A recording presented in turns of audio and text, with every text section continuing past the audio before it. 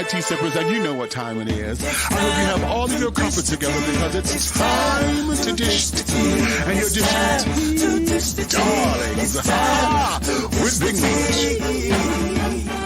Can't wait. It's time to dish tea with Big Meat. It's time to dish tea with Big Meat. It's time to dish tea with Big Meat. It's time to dish tea with Big Meat. Darling. Hey, this is Nikki Gilbert Daniels from Brownstone, and I am dishing tea with Big Meat. I love y'all. Congratulations on your anniversary, and continue to dish that tea, baby. Hey, my name is Eric Coker, the writer and director of Good Poison, and I'm dishing the tea with Big Meats, my long-term friend and ally. Happy anniversary, my brother. I love you, man. Yeah. This is Sweet LD of Oaktown 357, and I am dishing tea with Big Meat. Listen, you better get you a sip. Hey, y'all, it's your girl, Allison Williams, and I just want to wish a happy 15th year anniversary to Big Meat. Keep on doing the darn thing. Keep on dishing the tea. Peace.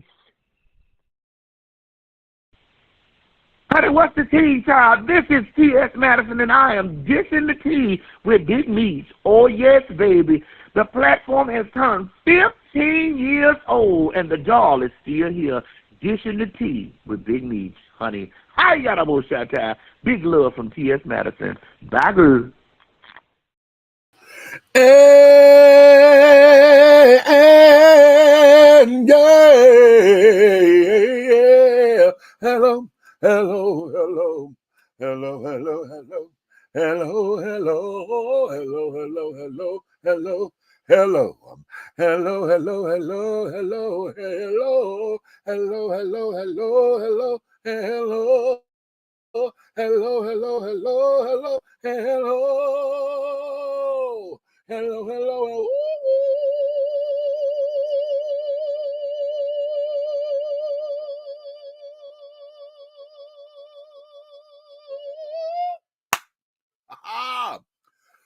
What's your tea? What is your tea, darlings, honey?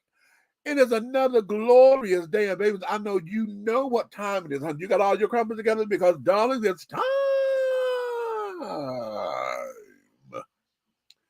to dish tea, and you are dishing tea, darlings,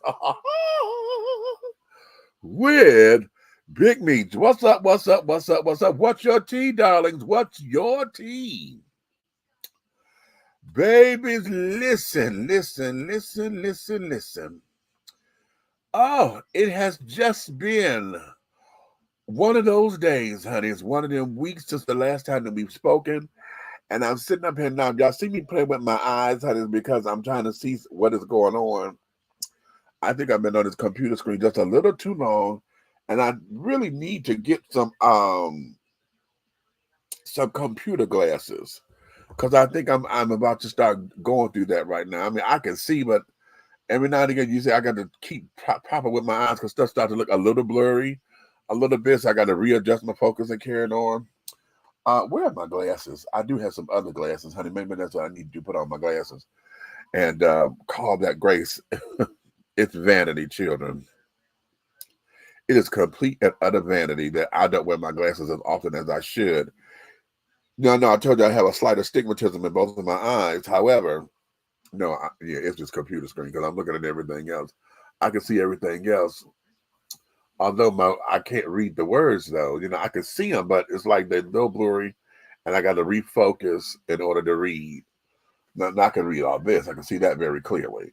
Well, all over there, okay, some stuff I can see, some stuff I can't, clearly. So that's interesting. But yeah. Darlings. Wait a minute. Well, come on.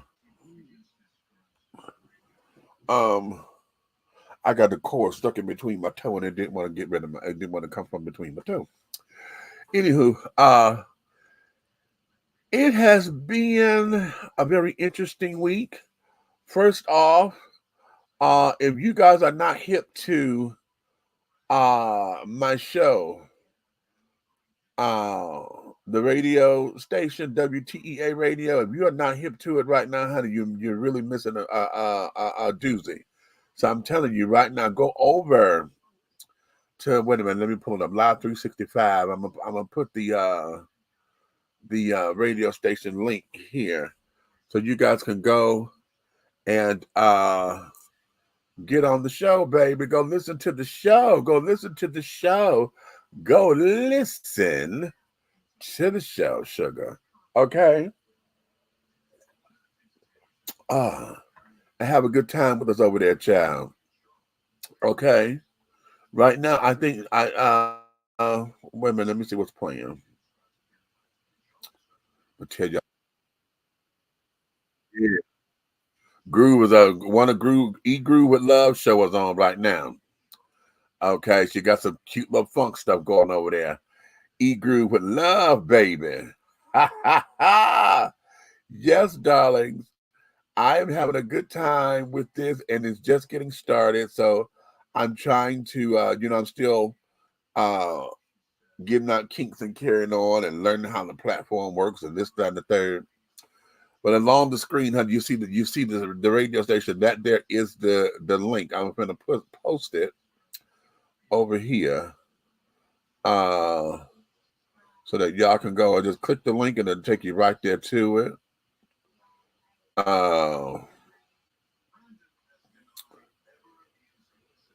Yeah, there we go. WTEA Radio, honey. What's tea? That's all about sugar plums. What is tea? What's your tea, honey? What's the tea? What's your tea? Okay. So having said that, wait a minute. I'm trying to get, okay, here we go. Let me do this. Paste. And now it's over here on the main Facebook page as well. The link to WTEA Radio, honey. Yes, darling. Okay. So we're putting some things together so that I can bring on folks. If you guys want to host a show over here on the platform, we'll give you some information on how you can do that. I've also got to go upload the doggone. I got to upload this onto the website. I have not updated the website as of yet. So I got to go do that as well and create a page for WTEA Radio. As a matter of fact, I need to put that over there so that when you go to that page, you can absolutely listen to the radio station from the website, honey. So we're going to get all off into that. I'm excited about it, honey. I am excited. I'm having a good time with it. And yes, I'm really, really, really, really excited. So,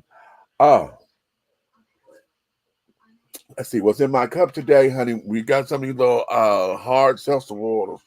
This one is Truly. Can y'all see that? Okay, and this one is cherry. Got the cherry flavor over here, honey. And it's really cute, honey. Now, usually cherry stuff is a lot tartar. Everybody like to use tart cherries. And you can get a lot the tartness and stuff. You get that nice cherry flavor.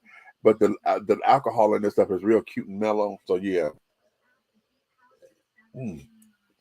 Really nice, really nice, really nice. And I told y'all, honey, I keep telling you every time I had these little hard seltzer waters or whatever, I never thought that this was going to be a thing, child. I always thought this was just a white boy thing because I only see white people drink this. I don't see, anybody else drinking these kind of things. But I'm telling y'all, honey, these are really cute. It's really cute. Okay.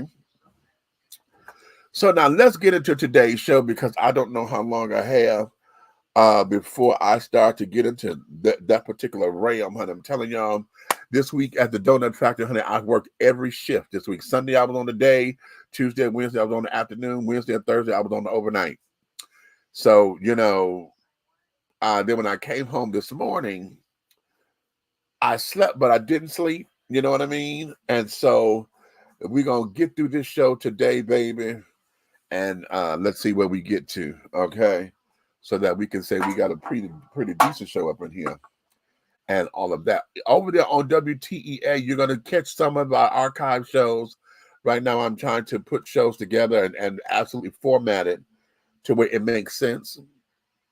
In my head, I got it, but I got to look at playing with it on the calendar, so that this is what folks can expect when they come to the radio station. Okay, WTEA radio. What's T? Ha ha ha.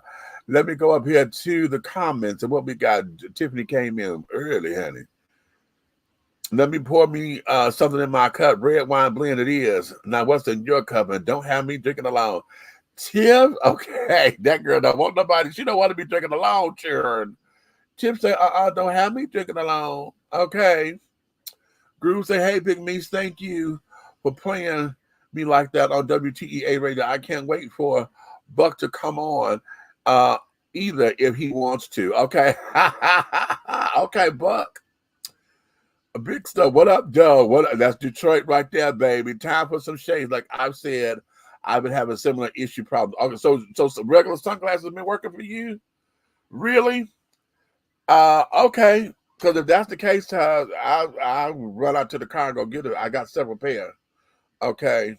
Because yeah, this here. And I wonder if it's just because we're just over 50 now. Okay. Yes, loving the new station. Oh, Buck, you been on? Oh, good. Okay, well, thank you, baby. Okay, cute. Yes. Okay. You down for a guest host tonight? You want? Hell yeah! Come on up in here. Come on up in here, baby. Okay, wait a minute. Let me send this over here to you.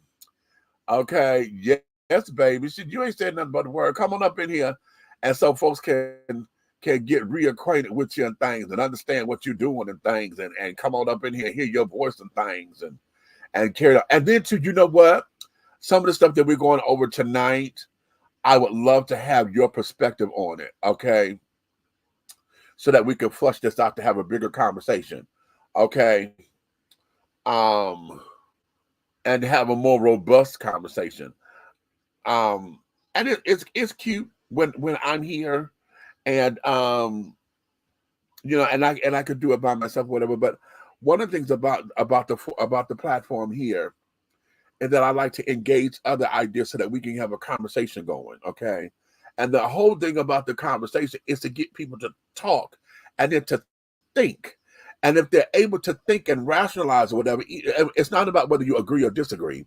It's about thinking and understanding how to take your point and go to the next level with your points so that the conversation can become expansive. And once we expand the conversation, then we can sit down and get some factors and viewpoints to carry on to where we can end up having solution within the conversation. You know what I'm saying? What we don't want to have is just a complete bitch fest. You get tired of bitching and moaning and complaining. Let's do something about it. Okay. So yes, honey. Okay, just checked out the WTEA site. Okay, well, thank you so much. Thank you. I'm hoping that you guys get something out of it. It's running 24 hours. Okay, I got it to it. It's running 24 hours, honey. Yes, it is. So we got music and carrying on. Sometimes you get. I'm trying to schedule how I'm going to put vintage shows up in there from Dishing Tea.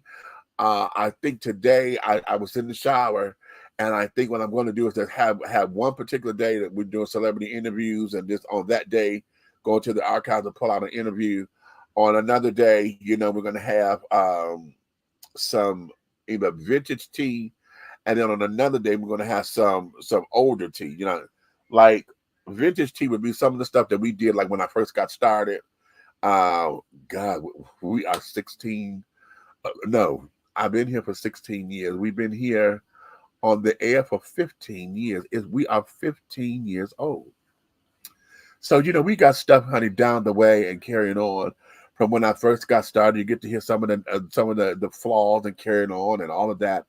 So I'm looking to do some of that kind of stuff, format it and carrying on and this, that, and the other to where it gets to a place. I'm one person though, so I've got to sit down and give myself a day while I'm doing this and doing this.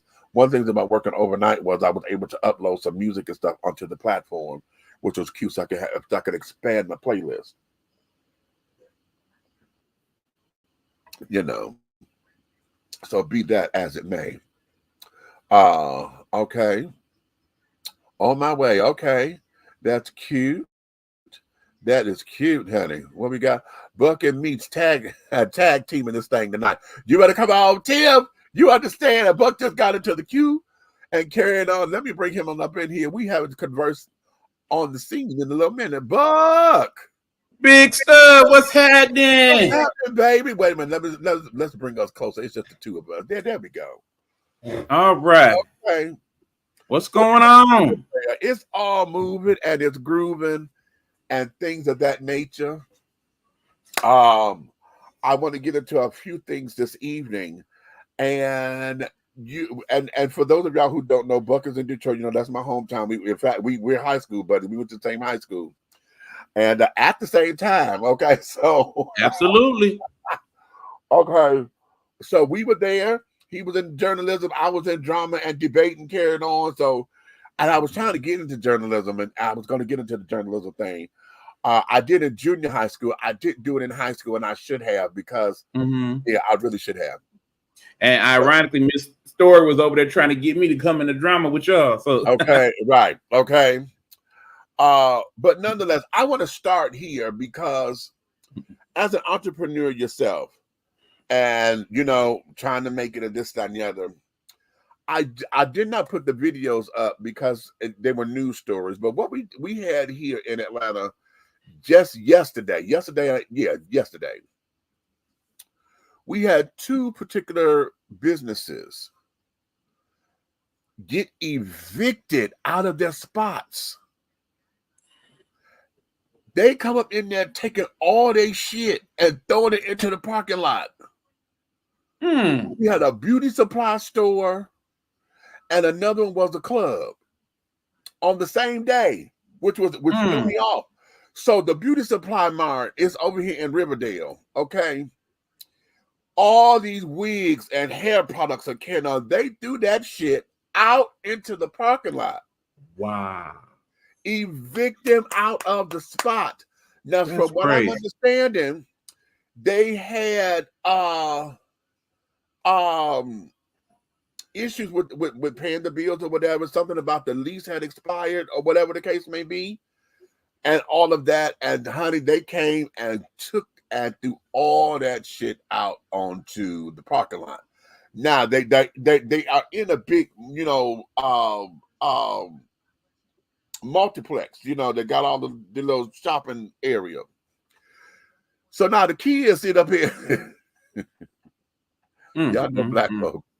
Y'all know black folks. When they see free shit, what they think is free shit. Okay. Freebies. Baby, they scrambling trying to get their little hair crack and these wigs and these lashes. They done broke out into fighting.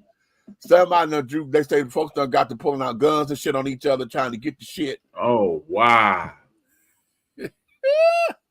Police had to come and rope it off and was telling the folks, it's not free. This is not free stuff. If you get anything, honey, you're going to go to jail for theft. Okay? But the thing is, here's where it is for me. And they did this too with the bar. Because the bar, now they got liquor. All this shit that they done threw out, all the furniture and shit.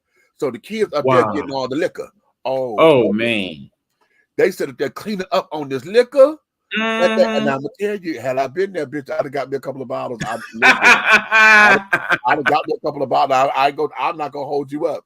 If I was at that beauty supply stuff, Samantha needs some new hair. I'd have shit.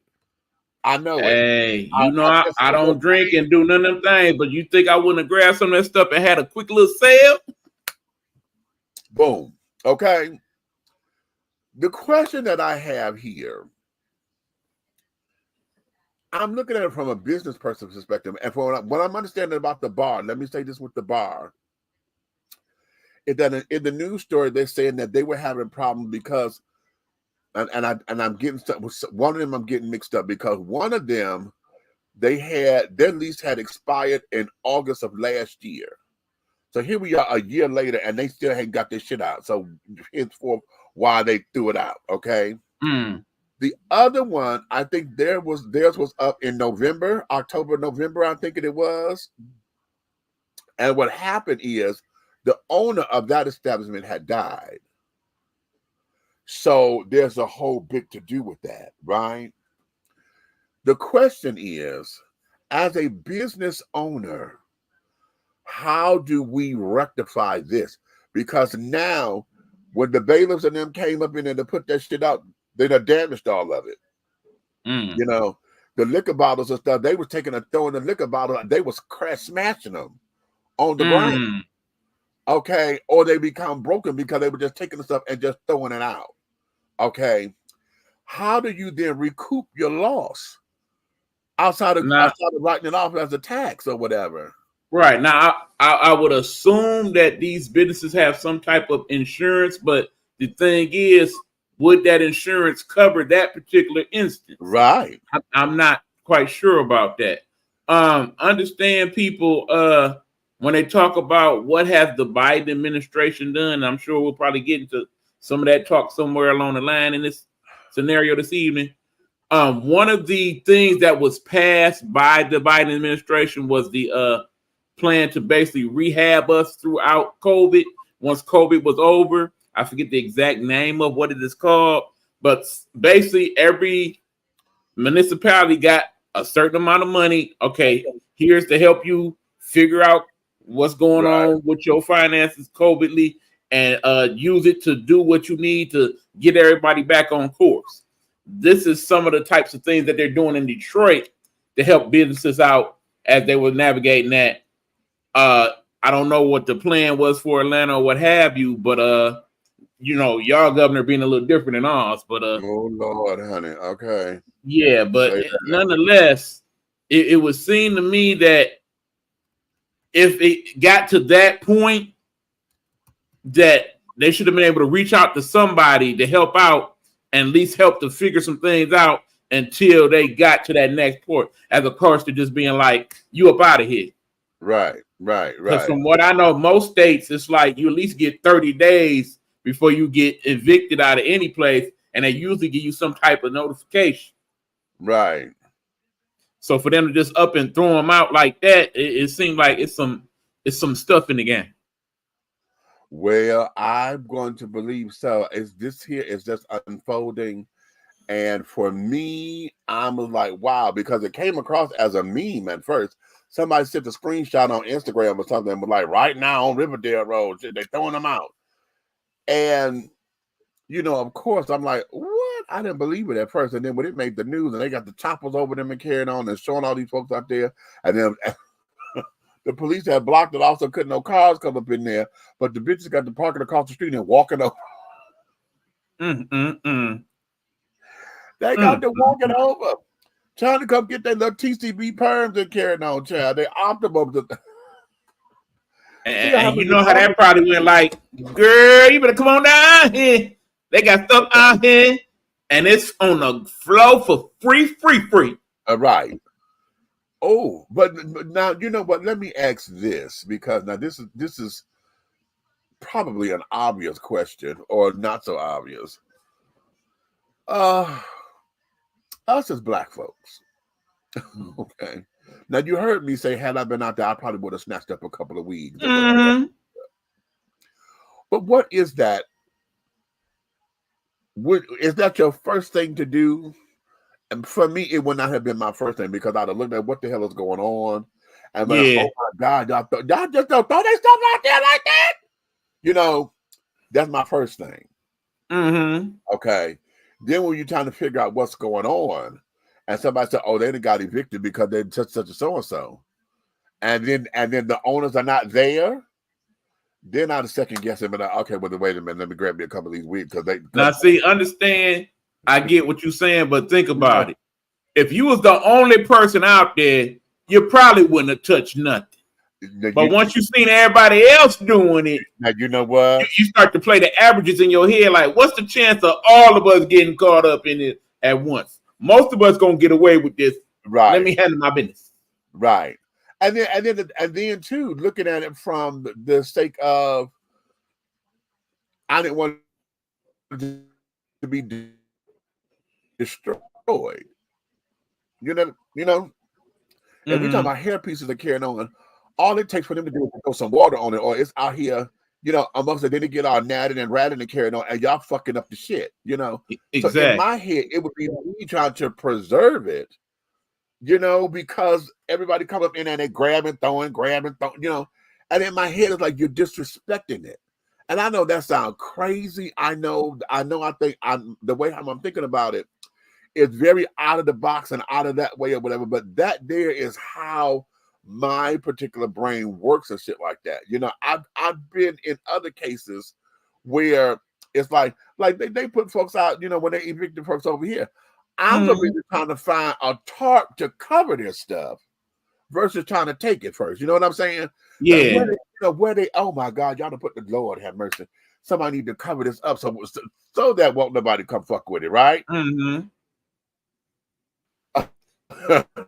And see, then another thing you got to think about is, okay, what type of business was that in the actual community? You know, and certain businesses in the community, it's like, oh no, that's Mr. Frank stuff. Leave Mr. Frank stuff the hell alone before I blow your mouth out. You know what I'm saying? We ain't doing that to Mr. Frank. But on the other hand, like, oh yeah, these such and such people, I ain't like them since get-go. Yeah, gonna snatch all they little stuff, but it's all good. They ain't did shit in the community no way, honey. Okay. Right. Yeah, I got a shopping cart at the crib. Hold on. I'm about to go grab that. We about to clean this boy out. Okay. Oh, could you imagine, child? Just the thought of that was just something, and I'm just mortified with it because, especially now, you know, that's alcohol abuse. Y'all just took that shit and just threw it out there the way that y'all threw it. I'm like, oh, y'all done cracked the bottles on the ground like that? What? Right. You know, and see, then, like I said, I don't know what type of neighborhood that is that you're speaking of, but you know, kind of relating it to Detroit. Imagine that happening in Southfield as opposed to on 7 Mile. Right. Okay, now, I got to remember where the club was because I want to say it was Buckhead. I think I got to get that because something with that. What that ain't doing, and I got to remember where they were. But if it was a Buckhead, no, because they closed down a Buckhead club. We had a club up in Buckhead, and they shut it down, and the judge just told them they can't re-up no more. Wait a minute. Somebody's still trying to call me. Okay, I can't. Don't get always happen. My phone back there ringing too. They told them that they can't open no more because they have been a cesspool of violence since they've been there, and they only been there maybe it's not even a year. I don't even think it's been months. It hasn't been a whole whatever. And they said, "Oh no," and they just revoked it. They told them they cannot open it. That cannot be a club again. And that's at Buckhead. And to say Buckhead is like saying, what in Detroit? Grosse Pointe Park or Grosse Pointe Farm, like Rosedale Park, something like that. Yeah. I got you. Palmer Park, somewhere along them like Palmer Woods. Yeah, Palmer Woods. There you go. Palmer Woods, Sherwood. Yeah, Forest. I got you. Yeah. Okay. It makes sense. Huh? Okay. Hell, even Dearborn and all that, you know, just when you cross Fairlane going on Michigan Avenue, how all those businesses are down Michigan. Yeah, that's what gotcha. Okay, now I got you. Okay, Lord. Okay, yeah, that's a little different. Yeah. Okay. This is fun. I had to have that kind of reference, and I got somebody who knows what the hell I'm talking about. Absolutely. Okay. That's what we here for. But yeah, that was just on my brain cells with that because I just hold on before we go on. Definitely let me shout out Groove. You've been doing your thing.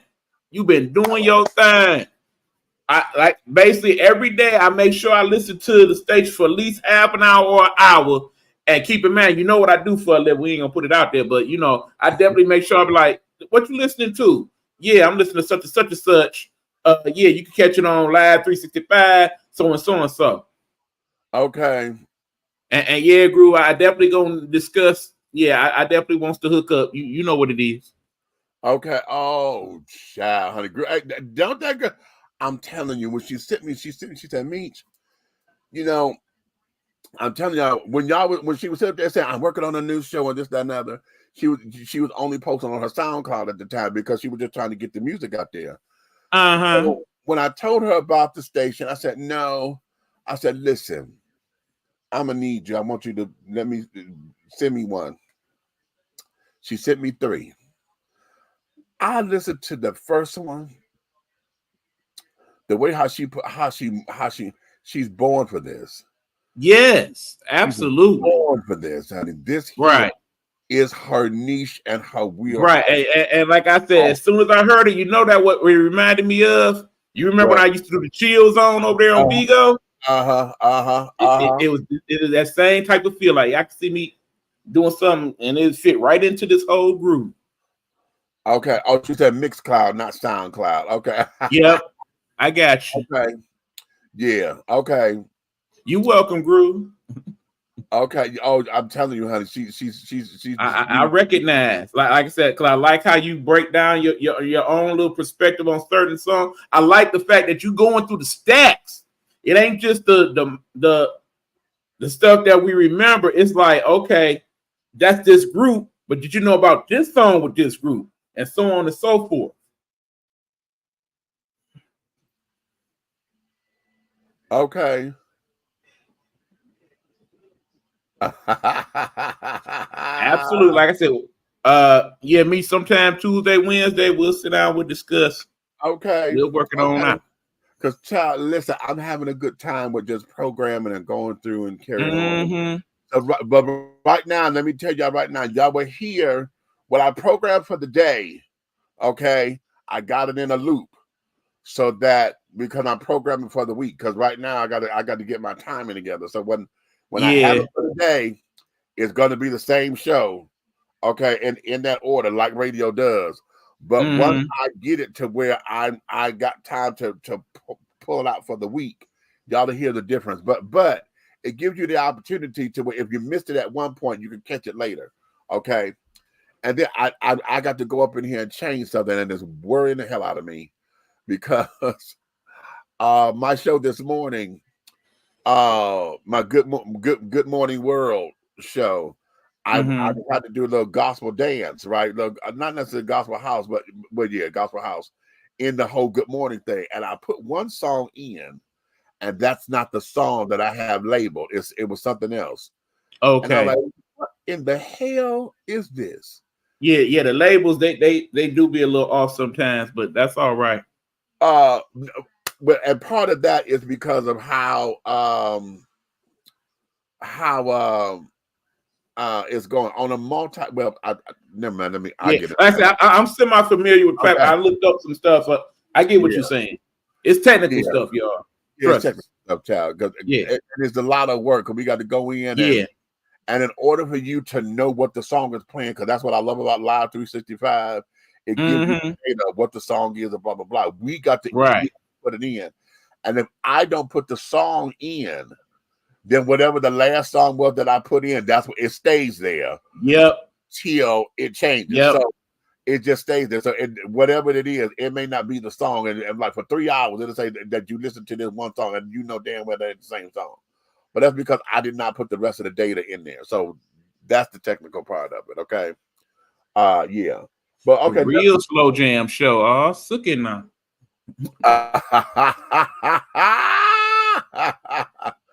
Okay. That's what I want to do. There's too many music, but they don't know about it. That I want to introduce them to. Okay.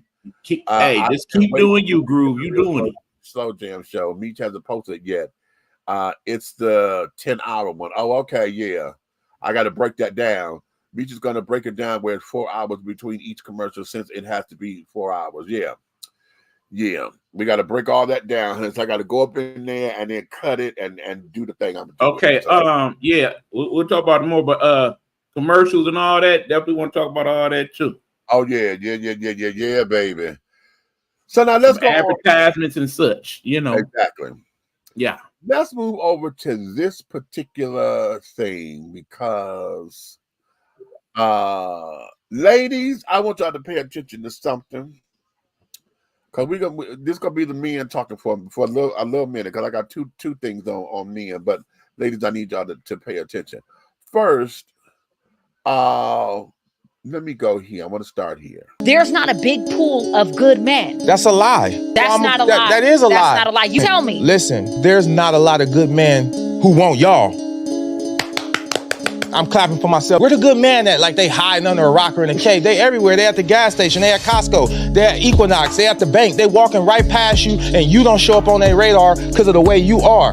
They're gonna walk right by you. Your pretty face ain't gonna go too far because everybody's pretty. That's a prerequisite. So if that's all you got to offer, we not looking at you.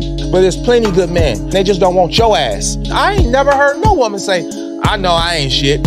When have you ever heard a woman admit to not being shit? She'll say, this man ain't shit, he ain't shit, he was bad, he was bad, he was bad, he was bad. But for the most part, every woman think they're a good woman. What makes you a good woman? Who's auditing that you're a good woman? You are auditing yourself. Why don't you ask your exes what they think? Because all your relationships diminished and ended in turmoil.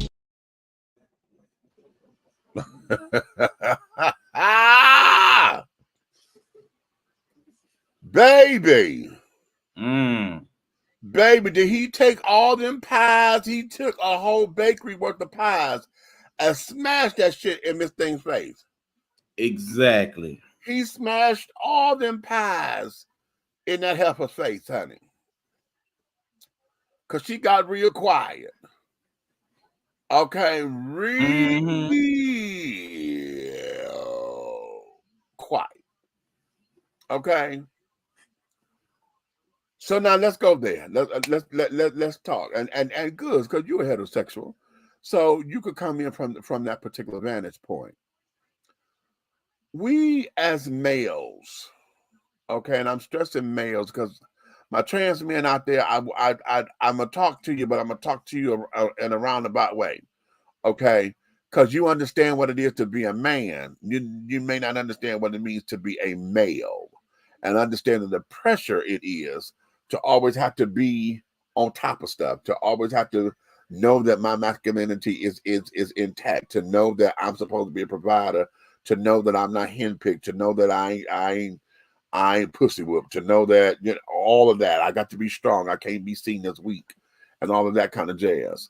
When it comes down to this particular dynamic here of dating, and we hear the term good man, and like he said to her, what constitutes you being a good woman? What is, when as men, how do we determine? You see that, right? Okay, continue. Did you put your wallet up? I did. Wait. And you know why I did. And we'll talk about it in a minute. Go ahead. Wait, I was not. I'm weak because he just said, fuck it. Nope. Okay. But here it is, you know, in understanding that particular dynamic and understanding what it means to be a male in this world, and trying to look for quality, because we've already done quantity. You know, we get the thing of, well, you a man, so men gonna do what men do. So we already got quantity measured. But when we're looking for quality, when we're looking for that one, when we're looking for the antics of saying, okay, this is going to be the one that I settle with, and want to raise a family, want to do all the things. What do we do? How do we take the term good and quantify it? How do we do that individually? And then does our individual quantifier or definition of the quantifier suffice when it gets challenged by other men? Because you're not looking like him, or you don't have the body like he does, or you don't have the same dick size as he does, or whatever the case may be. How do we allow the qualifier, the quantifier, to become independently mine without comparing it to everybody else?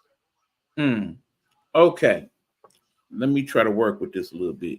Understand, I felt like in that conversation in particular, when we talk about, when they talk about good men, I feel like the majority of people start out with one of three things. One, how big is it?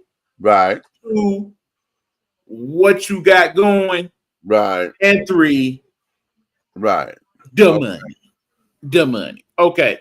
Now, understand, this is America. America is about the fattest country in the world right now in terms of our overall sizes and whatnot. So, yeah, it ain't a lot of us walking around looking like Michael B. Jordan, first of all. Second of all, average size male is 5'9", I want to say 175. About that, yeah. So when you talk good man, I'm pretty much sure most women look for something bigger than that. Right. Average salary for an American is 55 and some change. If you a good man in the eyes of the majority, particularly people that look like us, you thinking they need to make at least double that for it to even be a discussion. And those things in simple-minded people is what makes a good man. That's it. Now, in terms of what truly makes you a good man, it's like, what's your character? How do you treat people? If you have children, are you going to be a good father to them? Are you going to be good to my family? Are you going to be a good provider? Are you going to be the type of dude that come home and kick his shoes off, throw his clothes all over the floor, and make me do everything? Are you going to go upside my head for the slightest foolishness? All those types of things. Okay. Are you that type of man or are you not? Those things should determine what's a good man, what's not a good man. Yeah, the whole thing about punking me out and all this other stuff, as much as we would like for that not to be part of the scenario, in some households and some segments of society, it is. We got to remember that when we had these conversations, we speaking from our perspective because we look like us, but you know, there's other ethnicities and they look at things a lot different than we do. Right, right. I mean, what's a good man in Iraq is not what's a good man in Buckhead. You see what I'm saying? Okay. Now Iraq to Buckhead, Eddie. I'm trying to go with a bigger contract I could think of. Okay. Because you already know, good man gonna make sure that I wear my my thing over my head, and you know, they have a little different viewpoint of what's a good man in Right, Iraq. exactly. Let me not completely speak for them because I don't know for sure. Right. But from what I see, it's different. But yeah, I think in that conversation that you posted, a lot of that has something to do with yeah, you worried about what my money look like and what I'm working with. That made me a good man. So if I got about 11 inches and about 300, 400,000 in the bank, then yeah, I'm a good man. Right. Even if I do go upside your head. Let's go here. In being a good man, how is it that we can be identified as a good man? Besides us tooting our own horn, because really, most good men don't brag on themselves about how good of a man they are. They just do. I'm being and doing versus trying to tell you, you know, my actions will show you who I am. Right. It's for you to judge. Right. How is it that particularly going into the dating pool, that we can get out of that and let our habits show who we are? Because a lot of times it depends. It always depends on, like you said, his wallet, what he's driving, what he can do for me. Okay. What he can do for me. And I hear this a lot from ladies all the time, and I'm like, well, wait a minute, honey, what do you got to offer besides, you know, what a smile, do you bring to the table? You know, and carrying on. So, you know, and now that we into this whole feminine movement, because, you know, I remember my girlfriend, my sister friend, Miss April Mason. She's a feminine lifestyle strategist. And so her idea is that if you wake up the femininity in the woman, honey, and that female or all of your feminine energy can heal the little boy in this grown man, honey. Okay, then honey, hell, you be hearing wedding bells, you know, soon or whatever. But when we talk about feminine lifestyle and carrying on, and a lot of women are looking for a man to take care of everything again. They want him to take it, all the bills are his responsibility. Why spend mine when I can spend yours? Okay. That part. Kind of thing. But, and I get it, because most women, honey, if you're not sitting up there trying to be hard as him, most women can get the world. Okay, they can get the world, honey, because they do the right things. They come in, they make sure that his peace is cared for. They make sure that they do something to project his portfolio, and things of that nature. So when we're looking at that, how do we then maneuver in the dating pool? Because if my actions are speaking, how does a good man become, championed or whatever, and out there into the ethers, to where he becomes the catch? Because a lot of good men, they're not the bad boys, most of the time, they're not the ones out there on that hustle and grind the way we know it to be, to where you just 2 steps away from bashing a bitch, and stealing a purse, or go bashing in the bank. And, you're only 2 steps away from that. So what is it that we need to do as men to get it out there that, hey, I am the cat's meow and the bee's knees, and, and I know my worth. How do we navigate knowing your worth as a man, and not from what they told you this is? Now that's loaded, but that's where we are. Yeah. We're trying to get to the scope of this. What determines good, and how do you say, oh, that's a good man? Is it his smile? Is it because he's charismatic? Because he's very handsome? What is that for you on the outside of this thing? Especially if you're the parent. I know you ain't going to tell me you've been, you're going to have your children's dates and carrying on. Right. I mean, because see, the way the world is set up, particularly when you look into social media and the mainstream news and whatnot, right? You mainly gonna see the bad examples of how not to be. It's rare you're gonna get to see good examples of the good that people do. So you can't necessarily say, okay, well, I can do this and go on here and whatnot, because good men are boring. The bad boys, they the ones get the headlines. The headlines is the ones that get the money. So you're not going to get too many good examples put out there in your face. Okay. Nah, then, it used to be like back in the day, it may have been a place or two you could go, and more than likely you was going to find a good man as opposed to a bad one, like the church and whatnot. But as you know, in today's society, in 2024, some of the baddest folks out here is Reverend such and such and Deacon such and such. Say it. Don't get me started. There's some of the worst folks out here. So that ain't necessarily the place you find them either. So, they say seek and you shall find. That ain't necessarily the case, because, as a person that considers themselves a good man, you have a hard time finding me, because if I ain't at work, I'm right up here in the Nighthawk studio / my free. So, that's a tough question. Okay. I want to look at it like this, because I think we need balance, because like I said earlier, most people who consider themselves to be good men, or we'll say real good men, are not the flashy type. They're not out there, trying to be ostentatious with everyone. They're not out there trying to catch a bag or whatever. They're out there on their hustle and on their money's making scheme, but they prioritize their lives. And I have to slot out time for this, that, and the other, because my life is so consumed here. I don't have time here. Okay. But what needs to happen, and we need balance, so that I'm gonna put that on the ladies.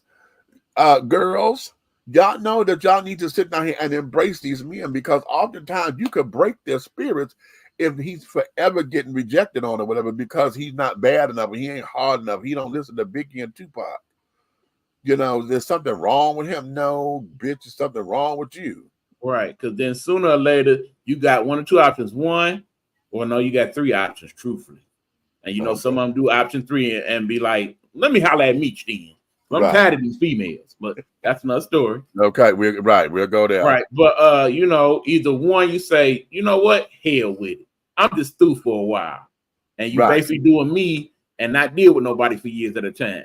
Or you say 2, you know what, if you can't beat them, join them. I'm about to start dogging them too. What these hoes? It's on. Right. Okay. Exactly. Or like I said, you do option 3 and you go to the other side. Okay. Good comments. Yeah, I'm liking the comments. Go to the comments. Yeah, I am. I'm Emmanuel. Okay, yes, he did. Okay. You got somewhere. Okay. It seems like people for internet, not internal, not external qualities, you want in a good man, but though there is the chemistry part, it's complicated. Okay. She said it's complicated. All right. How do you treat people? Do you like people? Do you like animals? Do you like kids? Are you spiritual without being a church nut?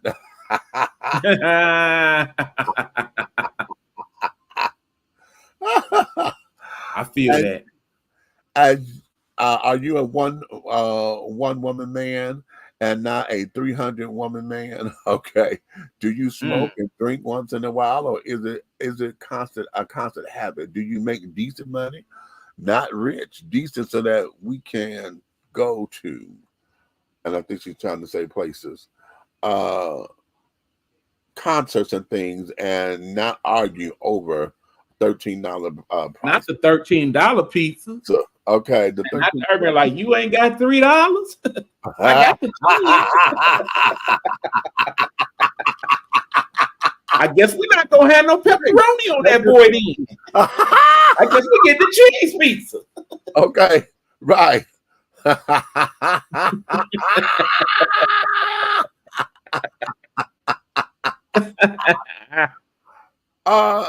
Women have 5 other people to move on to before they break up with men. Okay. I had a Vulcan. Everything knew everything right to do, but straight up Vulcan, no emotions, or didn't know how to show them. I couldn't do it. Woman needs to know she's loved. Okay, a woman need to know, honey. Okay, need to know. And that there is that. Hold on, wait a minute. I am going through. Don't you know when your eyes start draining, you got all this damn cold and mucus in your head? Oh, like Lord. I said, we about the same age and we having some of the same problems, my friend. I can't relate. God, are you? I see here every Friday seeing you rubbing your eye, and while you doing it, I'm doing the same in the bed watching you. Shit, man. And you're trying not to kill it because I don't like it when it get all red and shit. Yeah. Okay. But but okay, now let me add this on to this particular conversation because I said I don't give a fuck about you fighting with niggas. I don't give a shit about that because that's what niggas do. But what I'm not gonna tolerate is you going up at your sisters. You want to fight Miranda. You want to fight Mariah. You want to fight Beatty. You want to fight Quay. You want to do all that tough guy shit. Then you disrespecting your mama. You telling your mama fuck her. You telling your grandmama fuck her. You talking all that shit. I done gave you pass after pass after fucking pass. Every time you say, I'm going to do right, Dad, I'm going to do this, I'm going to do that, you turn right around 2 weeks later, nigga, and do the same shit over and fucking over again. Yes, fucking you, nigga. Yes, you. Then you want to talk that tough shit to me, talking about, yeah, on God, you'll whoop me, you can do this, you want to fade or whatever. So here I am. Here, get your fade. Get your fade, my nigga. Motherfucking fade. Motherfucker, I tell you, this is what I do, nigga. That's what I do. Since you want to be grown, I'm going to treat you like you grown. I'm going to treat you like you grown, nigga. Let's get it. Let's get it, nigga. That's what I want right here. And we are back. And we wait a minute. Let me bring my camera back up. All right. Okay, there we go. There we go. I'm coming back up. All right. I had to go get my roller.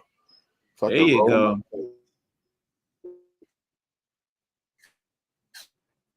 Rollers, honey, there's face rollers. Y'all get them everywhere, child. They even got them at the dollar store.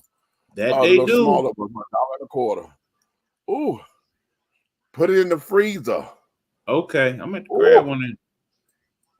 When that's probably good for the back of your bald head too, I would imagine. Oh my God, honey, listen. Oh yeah. Down and it gets you right together, honey. You can okay. Feel, oh, I had to go and grab this girl. I'm like, come on. Now, while he does that, let me tell y'all. If you were privy to our network, our inner network, we constantly sending these things to each other that happen upon us. They just seem to find our feeds and whatnot. So it's like, okay, that's interesting. Let me send this, see what you think, and so on and so forth. And the thing is, because we as Nighthawks and whatnot, they'll pop up at 3 or 4 months like, Reach, what you up here looking at? Oh, damn, that's crazy. I hope you think about that, Okay. This was one of them. Now, this is one of them because I sent this out to everybody because I know looking at it is hard. It's hard. It's hard. It's hard. And I know some of y'all are probably saying, oh, he ain't had no business. And most of y'all women gonna sit up there and say that. Oh, well, he ain't had, that's his son. I'm gonna tell y'all, this here is man shit. Okay? Point blank, period. Ladies, this ain't got shit to do with you. Okay? I need for y'all to understand that. I need for you to really and truly grab that because that's his father. Okay? That is his father. And did y'all hear the rundown that he gave him? You're disrespectful to your mama. You're disrespectful to your grandmama. Telling them, fuck them, this, that, and the other. You're sitting up here, you're beating up on your sister. You're fighting girls here. You did the .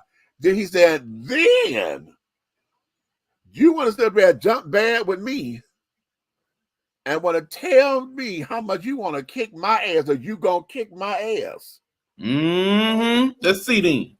Okay. I done gave you chance after chance after chance after chance. And what did little motherfucker say? It wasn't me. He thought he was Shaggy. It wasn't me. Okay. Okay. Then Pop say, oh, because you heard the voice change. Because now you're my intelligence. Oh, that wasn't me. Just the fuck it was you, nigga. Right. Okay. Oh, but okay. Well, here's your motherfucking opportunity. Okay. Now let me tell you something, ladies. Because I had to tell this to my sister. Okay. I had to tell this to her with her second boy. Because her first son, their father didn't want to be in the picture and carrying on. So my brother and I helped my sister with her first one. Okay. And there were moments, and I'm all the way here. Okay. But the thought of me coming home to kick his ass was enough to get him together. Especially all 6'4" and some change, and oh yeah, that ain't a fight I want to have. Okay. But and the thing of it is, being on the outside looking in, I had to hear him because I was him at one point, right? Feeling misunderstood. I can't never do nothing right. You know what I'm saying? I'm trying to do this, and all this is just hormones. These are hormones with boys who are transitioning out of childhood into manhood. There's a moment in every male's life where you end up challenging another motherfucking man because you think you the man.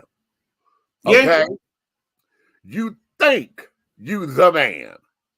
Okay? You're feeling yourself.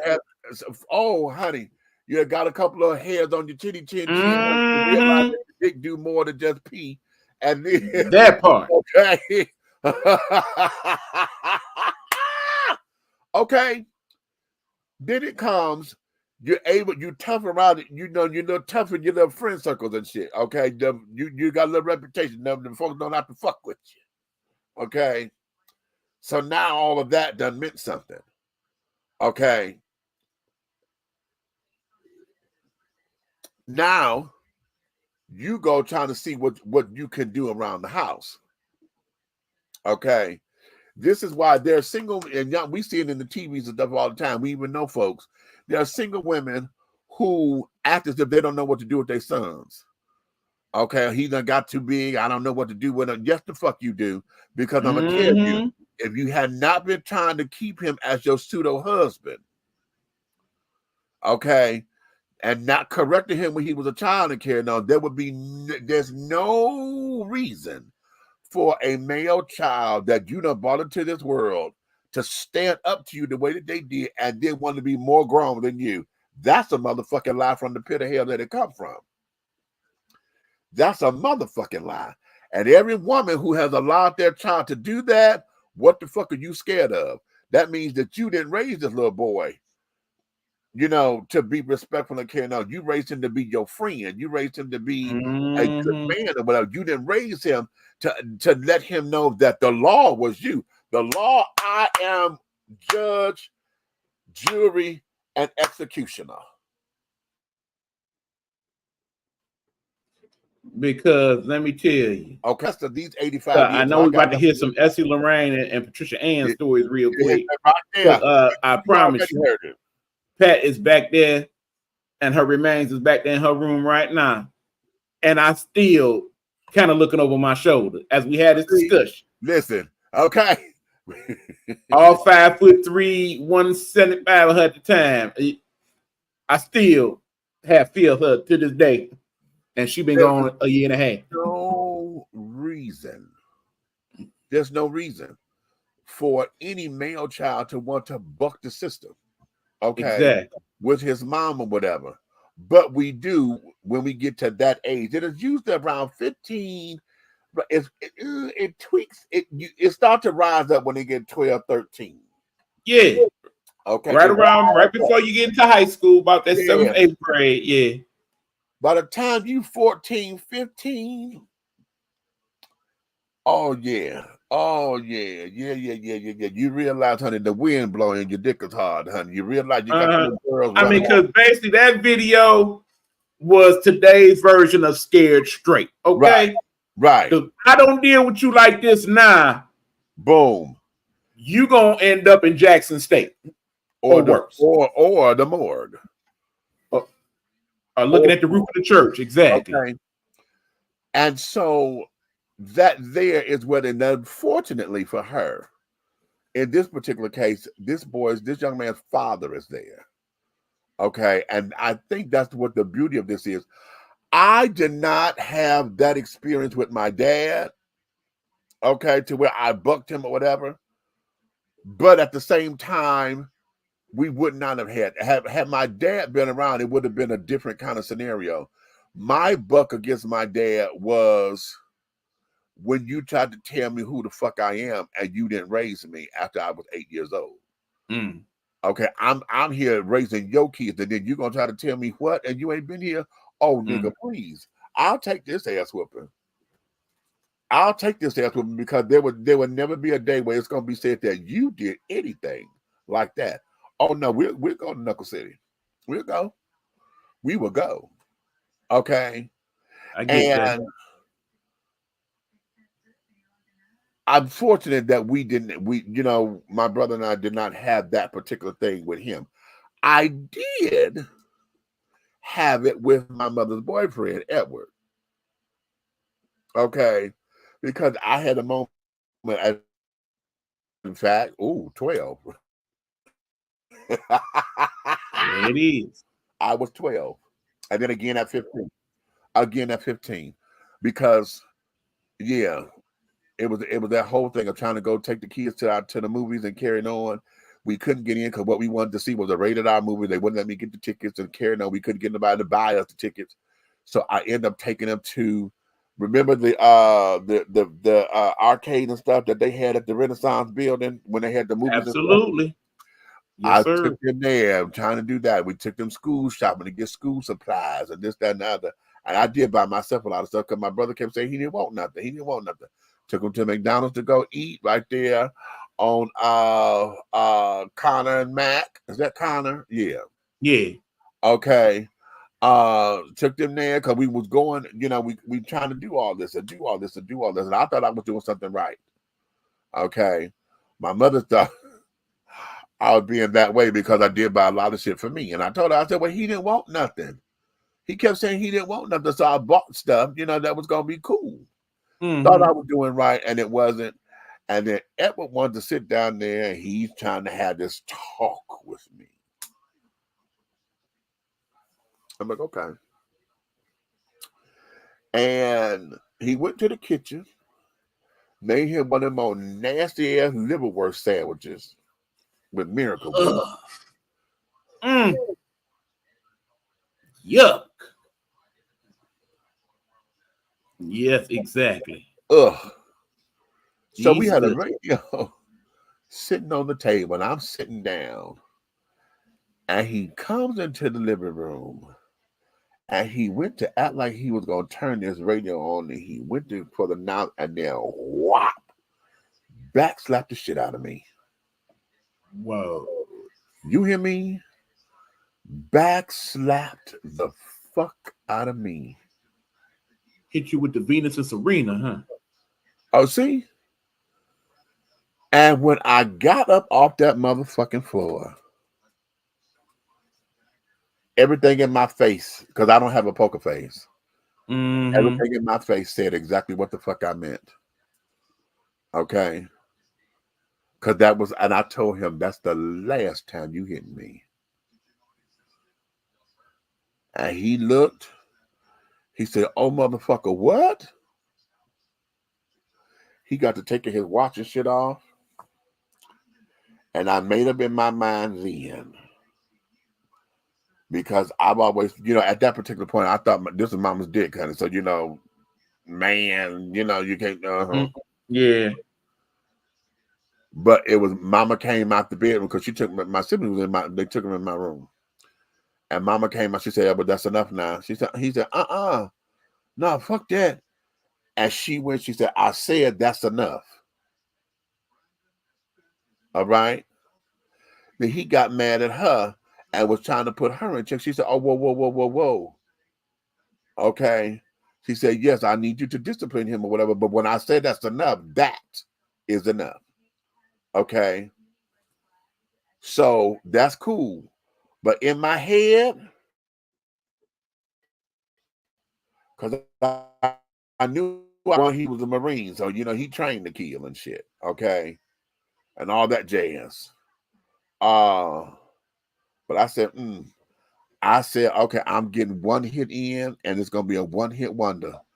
And I said, if he hit me again, I had already mapped out in my head, I'm going to grab this chair, I'm swinging this chair, and I'm running out the door. And if I run out this door, I'm not coming back.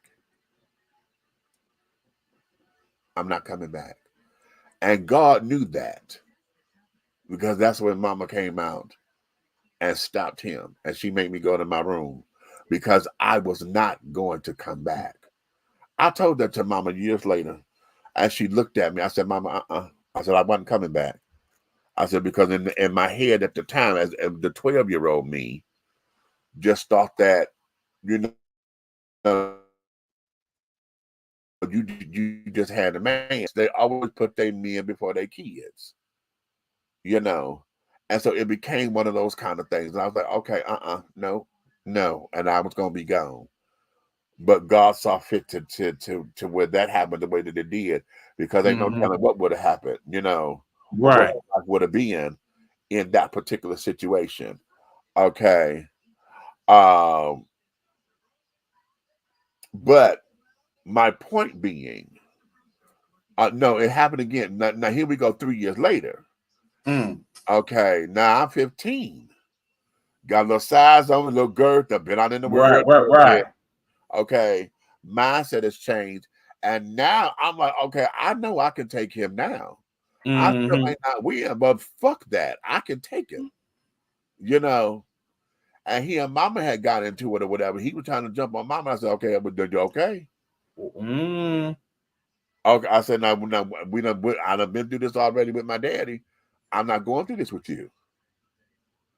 Okay, what the fuck is that among? And I did that, and he said, okay, you know what? Yeah, let me get the fuck on up out of here because I see I'm gonna have to kill you. I said, yeah. Yeah, at this particular point, oh yeah. Okay. And that's what it was. But he recognized the difference, okay? And spared me because, I don't know him in his complete upset rage state, and you're a Marine, that I think he did some wartime or whatever. I don't know what that is. So I don't know what your triggers are, but at the same time, that was me standing my ground. And it didn't resort into anything else like that this time. But nonetheless, it happens with male children. They're going to want to hear themselves roar. It's just like the Lion King, honey. If I'm in the pride or whatever, you got the king who's already the king of the pride or whatever. Hell, you got the one that's trying to raise up. So it's like, okay, what we gonna do? And so there was that. So with this particular man here, no, sweetie, everything that he did, listen, you cannot, ladies, get into that. Y'all can't keep babying these little boys.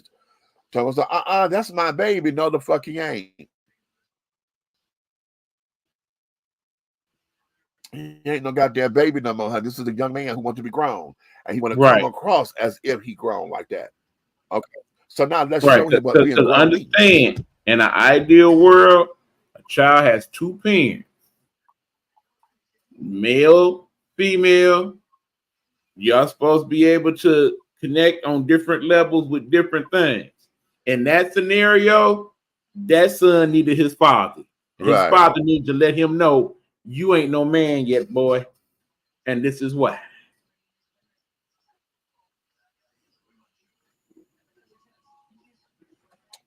Baby, I stand behind him. And for those who disagree with it, y'all may not understand it. And let me put this here out here too. This here is global. And this ain't about color and everything. Now we may do things a little differently, but this here is global. Every male goes through this when it comes to going up against the elders. Right. In one way, shape, style, form, or fashion, where you start to buck your chest out and act as if your shit don't stink. Okay, every male goes through it. Right, because understand, we talking about here in America, no, we can't beat the kids and whatnot and whatnot. And some of these other countries, they ain't never left that message. It's still the same way to this day. Right. Better rise for the child. Go upside that head. Okay. What is this? I have no idea. Oh, okay. I know what this is. Okay, I'm gonna get on that in a minute. They're sending me some stuff about College Park. Yeah, I'm seeing that. We just had a special call meeting today for our city council, and they know they know damn well I'm finna get to go into that, but I got to do that on my College Park page because that's College Park business. Okay. And I got to talk directly to the people of College Park because they don't believe in fuck shit can be happening from the mayor. Now today's meeting, though, I'm gonna put that on everybody because it was all out of order.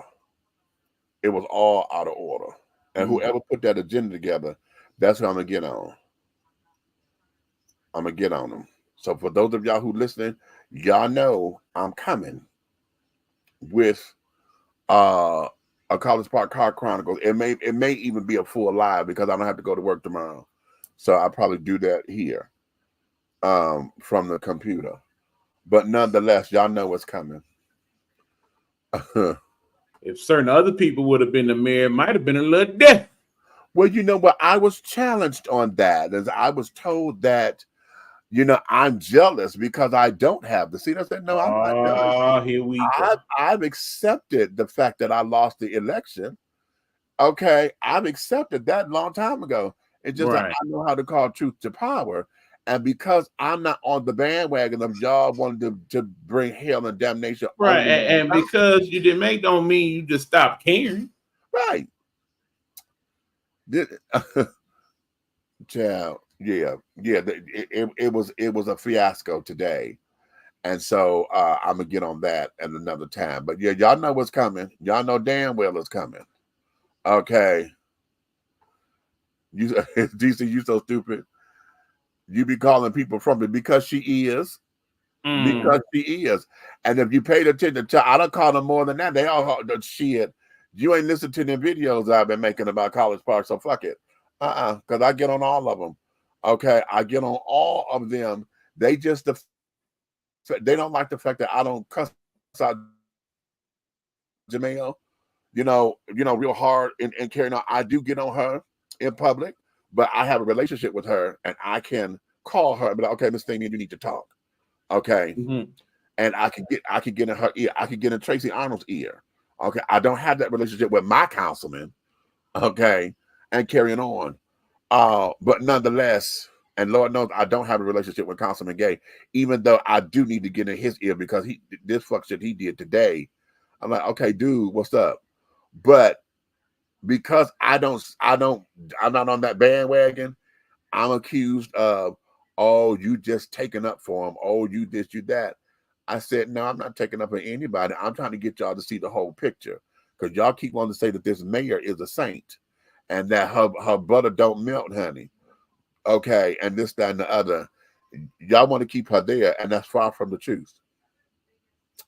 Far from the truth. Okay, and she do it right. She do it at every goddamn, she do it all the time. And then she gets this little passive aggressive shit that she does, and then it just upsets everybody because it feeds into their narrative. Okay, and as long as it feeds into their narrative, now her champions, honey, they're gonna rally for her and carrying on, blah blah blah blah blah. And okay, that's cute, that's cute, that's cute. But all of you bitches need to know that that heifer is messy. She's a messy ass messy. Okay. Messy and call it great. Right. Yeah, okay. it's starting to happen. So I'm gonna break all that down. I don't know if I'm gonna do it tonight because I'm trying to let that breathe because the council meeting, they had a special call meeting today. They went into executive session at about 10 minutes to 8. So yeah, which a lot of that shit that they were trying to do should have been done in executive session. A lot of that arguing and shit that they did, they should have did that in executive session, came out and did what they was gonna do. But I'll get into that later. Okay, I'll get into that later. But okay, so that's us talking about. We still on. No, I'm not done with them yet because I want folks to understand. Ladies, I need for you guys to really understand this. And I told this to my sister with her second son because his dad is a part of it. And there came that point. My nephew, he's smelling his ass. He done got him a little piece of pussy and carried on. So now he feel as though, okay, he got a little size on him and shit. He work out. Okay. You know what I'm saying? Yeah, I got you. So just before we had to deal with my mama, he did something with my sister that God. His brother ended up sending me, they did a video, right? And they sent me this little video clip. And when I tell you everything in me was trying to jump through that goddamn screen, I thought I was Plastic Man for a minute. I was trying to strangle this little motherfucker through the video. So I call home, and I'm trying to talk to him and everything, and this, that, and that. And this little motherfucker says, "Oh, well, sir, you don't know me."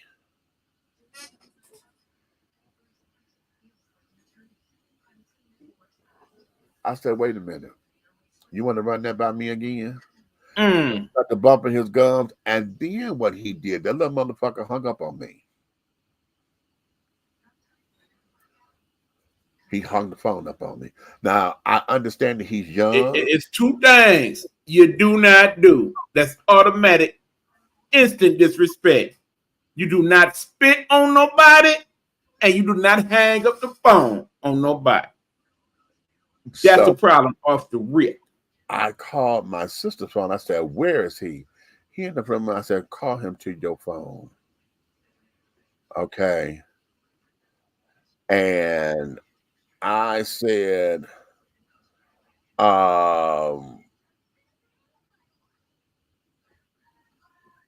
we just had it out, and my sister was like,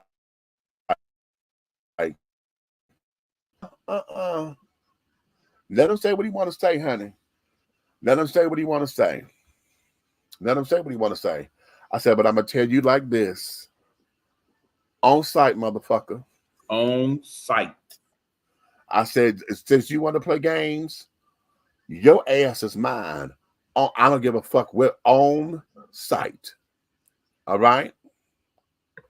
And if you have a not understanding what that means, you can literally type in on site on YouTube. You're gonna see some interesting videos that pop up.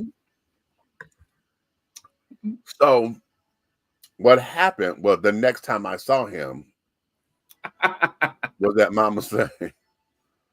Okay. So as we were trying to we got bigger fish to fry, and I called him to the bedroom, and I stayed sitting down. Okay. And I said, we're gonna start this over. We're gonna start over because we got bigger shit to fry and more important things. Okay. Because right now I'm supposed to be whooping your ass. Because what did I tell you? On site. And he told me, well, I said, you know what the fuck I told you on motherfucking night. This is my first time seeing you. I said, but we got bigger fish to fry. I said, but if you ever, as long as you are breathing on this side of creation, I don't give a fuck how old I am. If you ever take this tone with me and think that you can whoop my ass, little motherfucker, I want you to jump. If you ever learn today, you are froggish, I need you to leap so I can show you what the hell this lily pad is all about. You gonna learn today. Understand? I'll be your huckleberry. He said, yes, sir. I said, okay. Now, I said, because there is no more talking. We will never have this discussion again, because that means that after this point, it's only going to be my hands talking. I will fuck you up. Okay? So that was me and him. And I had to call his dad because his daddy was pissing me off. I'm like, nigga, look. Okay, I'm trying not to disrespect you because you the daddy. But apparently you don't want to handle this shit. Make me come home. Make me fucking come home, and I'll whooping both of y'all asses. I got double ass whooping. Okay. Well, that was us. What ended up happening was my nephew, being my nephew, now, he is closer. He's 17 now. Okay. Ooh. Okay, he's smoking a little weed and shit. Okay, on top of it, I got my little pussy. Okay, on top of, mustache starting to get a little thick. Yeah, on top of, right? So now, yeah. Well, he decided that he wanted to sit down there and try my mom and try my sister, his mama. And now he's sneaking a girl in the house and shit. This, that, and the third, all that jazz. So it became a whole big to do. My sister ended up putting his ass out. And then he ended up coming home. She let him come back home or whatever. But then he started back up again. And this time his daddy was there. So my sister, I had called. She called me. She said, "Michi, I don't know what to do." I said, "Stay out of it." I said, "I want you to hear me very carefully." I said, "This is man shit. Okay?" I said, "I don't need you sitting up there saying, 'Oh, that's my baby,' because right now a foot is going to have to go in Malik's chest." Okay? Because he's killing himself. I said, "So that's going to be between him and his daddy." Well, they got into it. And Monique sitting up there, she called me. No, she called me late. She said, "I put both their asses out." I said, "What happened?" She said, "I'm trying to go up in there, go in the room, because it just got heated. I thought they finna go to break all my windows." I said, "Okay." She said, "So I'm opening up the door. Hell, Monique done slammed the door on my arm. And shit, then I opened that, trying to get back in there, and Paul slammed the door on my arm, and not my arm all fucked up." She said, "So fuck it, I just kicked the door in." I said, "Both of you motherfuckers get." I said, "What?" I said, "What did I tell you? I told you not to get involved in that." Now your arm hurting because you didn't listen. But here I said, "What did I tell you? Don't get involved. This ain't your baby no motherfucking mouth. This is a man who got to cross this bridge. This is a rite of passage, not just fucking going to jail shit." Right. Here. He's got to understand that there are consequences to actions. And if you bucking the elders in the system, your ass. This was the check that your ass got to try to cash now. Boom. Boom. And you will get dividends on this shit. Okay? So that's there. And ladies don't like all that, especially those of you who have made your sons or turned your sons into your pseudo husbands.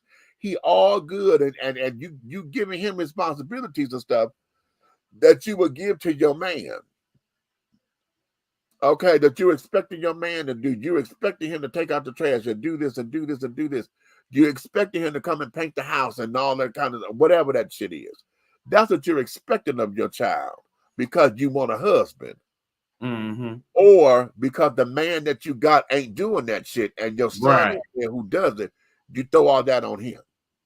Bullshit. Okay? Bullshit.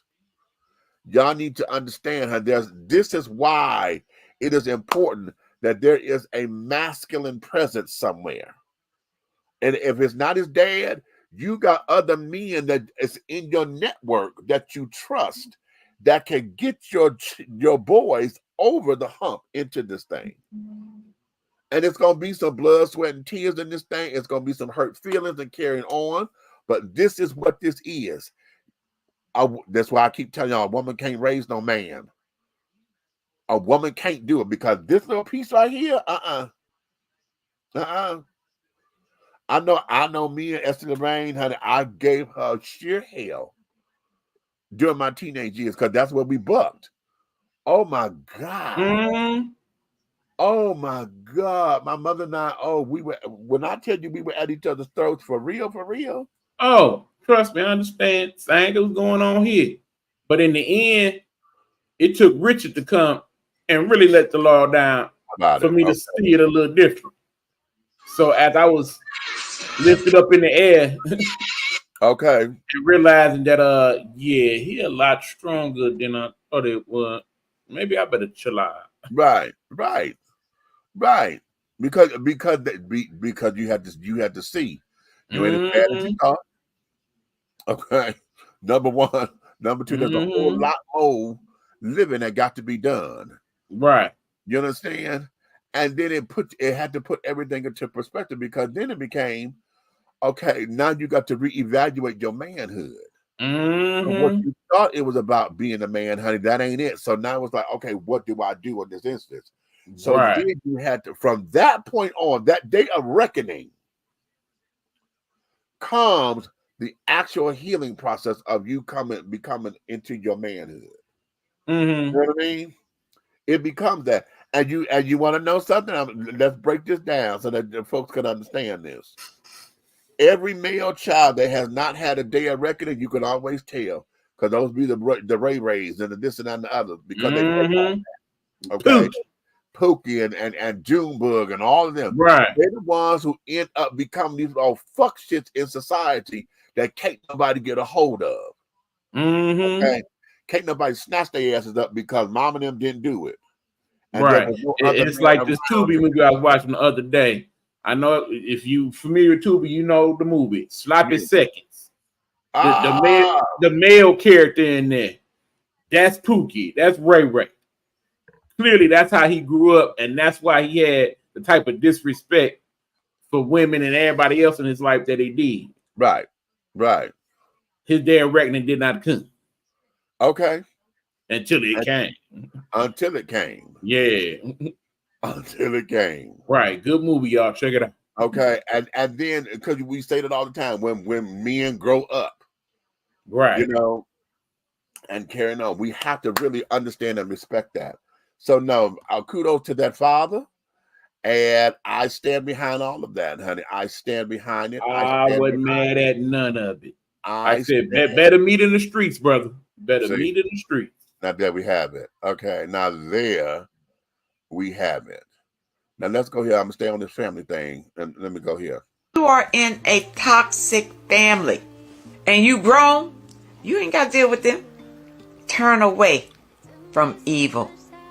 Just because these are your family members, it does not mean that you have to walk the same path that they walk.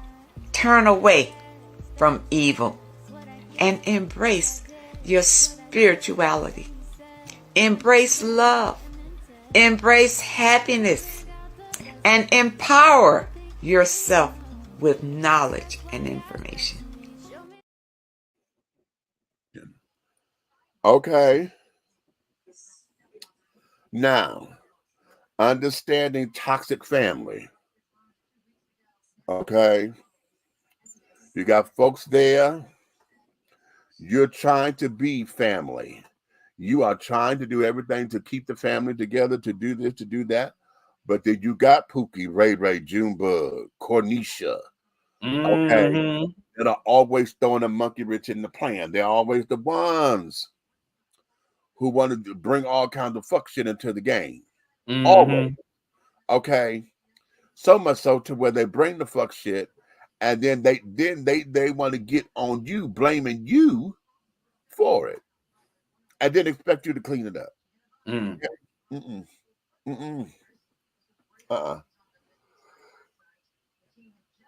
We have got to get to a point where we learn how to nip that shit in the bud, but I'm gonna tell you why we don't, because most of us get caught up in it because we like the drama.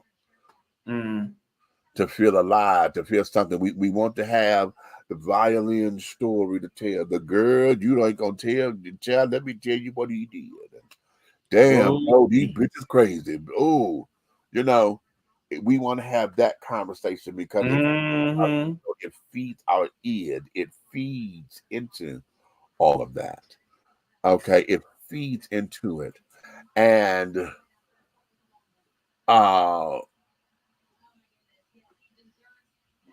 oftentimes,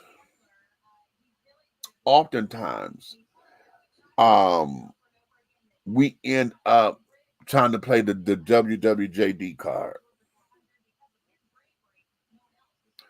What would Jesus do? Because we have been brainwashed with the church. We have been brainwashed with being selfish and what that's supposed to mean. We have been brainwashed and got to put into perspective some other things about life.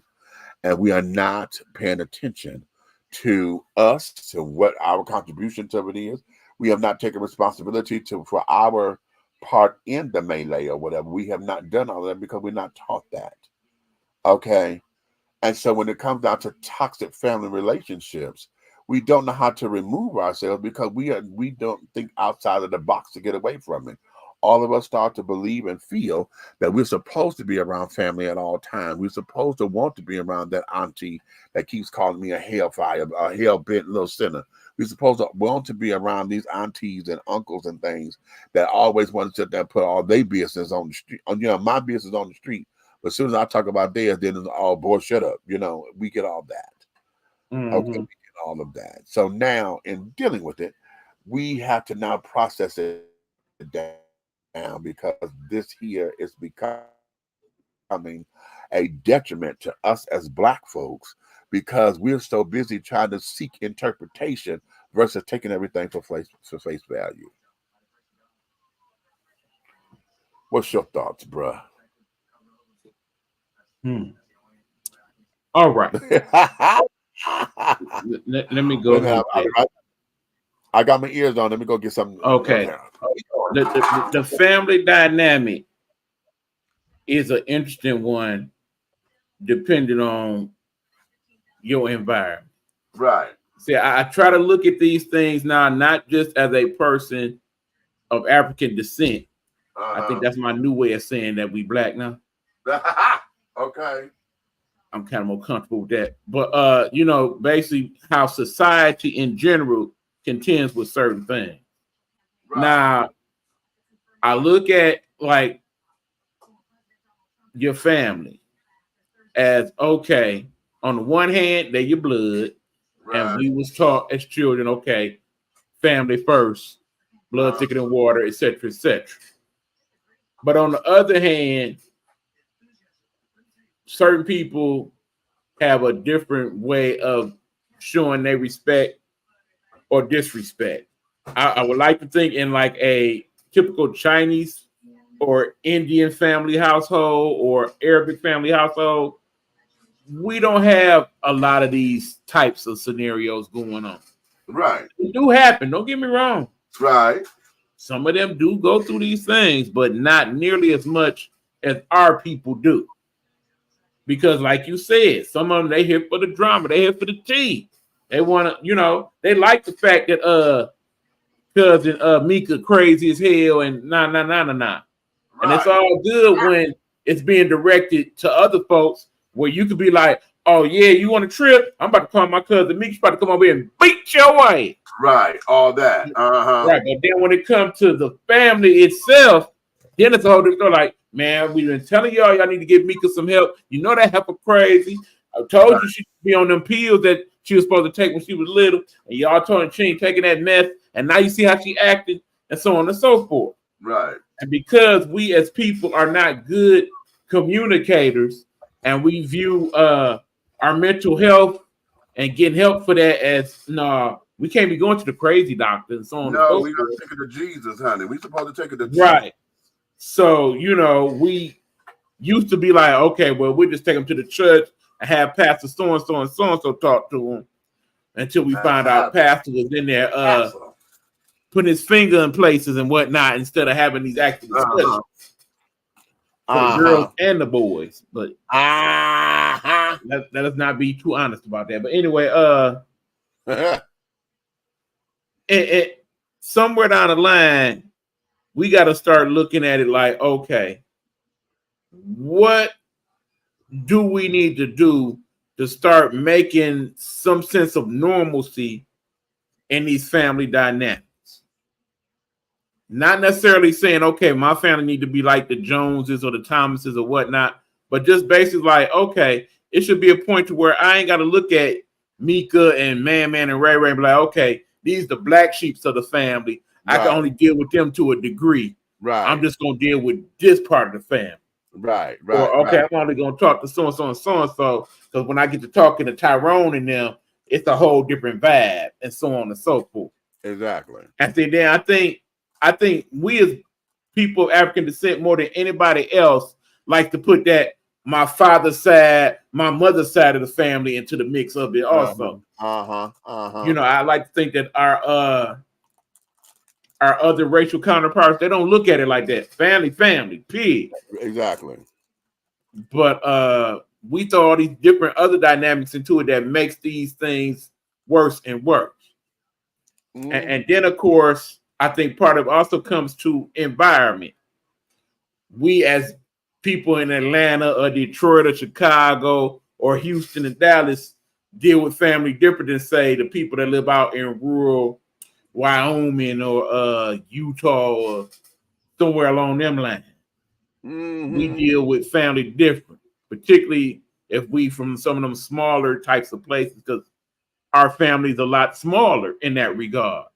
Ain't but like 20, 30 of us, as opposed to here where it's like you may have like 100 people just in Detroit, but then you got like 100 in Alabama, 100 in California, so on and so forth. And Right. all them dynamics is different based on where they from and who is who and so on. But yeah. It's something where the work need to be. I don't know where to start with all of that. Like I said, it's help out there for us, people we can talk to and so on. But you know, we as people, we ain't about to do all that. Okay. We ain't about to do all that. We ain't, because it's too much work. It's sad, but we ain't. It's too much work, and we always want to blame somebody. We want to blame everybody's fault, but ours. But ours. But the scariest ones is the ones that don't see nothing wrong with it. No. Supposed to be on the nut like that. Yeah, that's how family get ain't. They kind of had that gang mentality when it comes to family. And you can't change me. Right. I ain't no punk ass bitch and all this other stuff. You ain't gonna sit there and punk me out and carry on and stuff. Right. I don't care who you is. Right. Mama, daddy, whoever it is, they all can get some. Right. You done heard them talk like that. Okay. Like, especially them people that's like from the boroughs and whatnot. I'm from the Bronx. I don't play that. Right. Well, hell, I slap my mom. Okay. Everybody got a style, honey, but you know.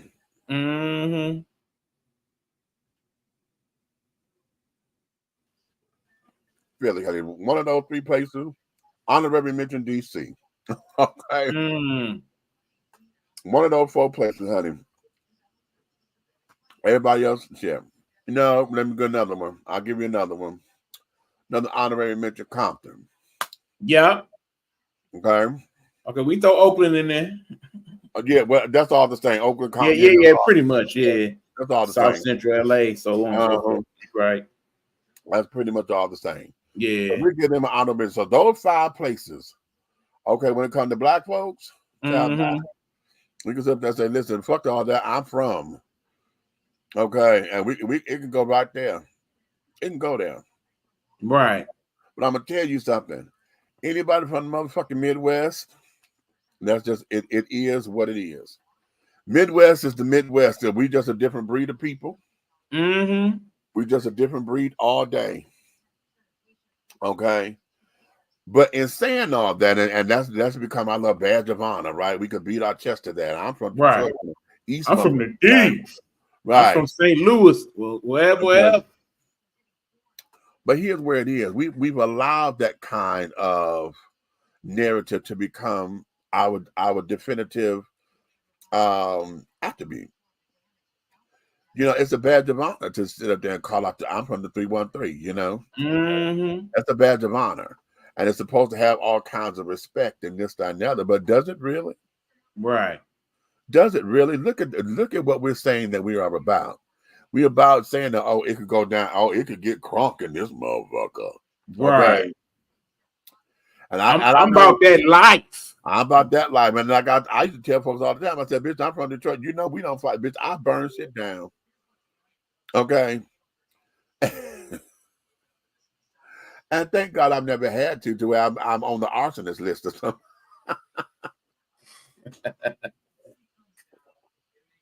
You know. But at the same time, look at how we continue to manipulate and fortify that kind of toxicity, you know. And then now we talk about that with family, because now, you know, family and family, you don't fuck with my family. Okay. I don't care if that is my third cousin on my daddy's side or whatever. That's my cousin, bitch. No. You know.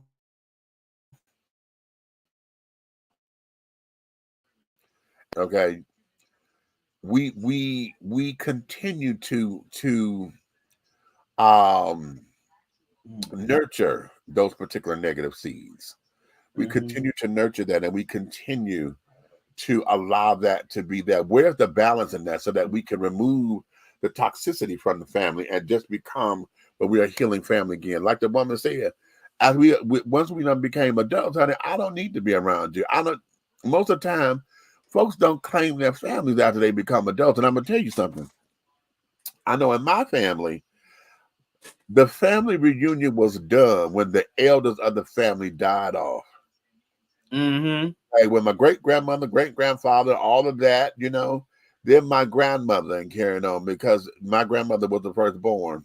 She's the firstborn of 9. So now, you know, we have this and this and this and this, and we do not completely fortify ourselves to be stronger, better, faster, more productive, more this, more that. Instead, what we do is we just continue to regurgitate the toxicity so that the family drama can be the family drama. How do we elevate from that is the question. How do we get rid of the generational curses? Exactly. Ooh, okay. How about that? Okay. Right there with that. Okay. Let's go here to the last subject for the night. Wait a minute. Is it my last subject? Or should I make it my last subject? Let me, of course, shout out my family, my pie family. That being, of course, Aunt Nikki and Big Red. Miss y'all, man. Okay. Hopefully y'all will be back on the air soon with your perspectives. Oh, by the way, but they're doing it in a different way. Red got to come back. Okay. Red got to come back into an, you know, he got a different capacity now. And to keep everything up and up, you know, he'll be returning in another capacity. So that is seen as legit. Okay. Gotcha. He had got some criticism from being over here. And now as a working minister and carrying on, you know, there's certain ways that he's trying to align with as he grows. Okay.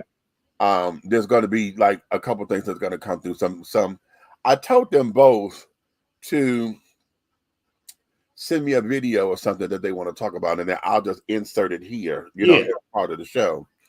So that, because hell, Nikki working and she working like the Dickens, honey. Oh yeah, I know. And all of that. So, you know, we just got a couple of changes in the dynamic. That's what I got. That's what my shirt said. The dynamics have changed. So, right, but fortunately, the technology has changed. Also, the way the StreamYard work now, we can make things happen. Oh, exactly. Okay, completely and utterly. Exactly. Okay. So now let's get into. I want to get into the politics of all of this for a minute. Now, I'm not going to tell y'all who to vote for, whatever, although I may be endorsing my own candidates, okay, by saying that this is who I'm voting for, okay? And I'm hoping that in having this discussion, I'm not going to give y'all a lot of statistics because I don't have them, okay? But what I am going to say is we have really got to get our shit together. And we have really got to let it be known that as we're the world's largest international airport. Okay. So that means that coming into this airport or whatever from international side, or the president and the vice president coming in, and I mixed two thoughts. I'm thinking about College Park and all of us, but I'm also thinking about the election itself and what does it mean, and getting out there to have discussion and this, that, and another. I'm not going to tell y'all who to vote for.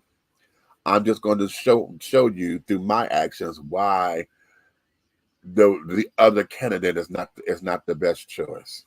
Okay. But I want y'all, I'm not going to play no videos or whatever, because we're just going to talk about it. If y'all did not see Tim Walz's initial or inaugural speech upon accepting the post to come on in as vice president. Mm-hmm. If you have not caught it, I think I put it up on my Facebook wall.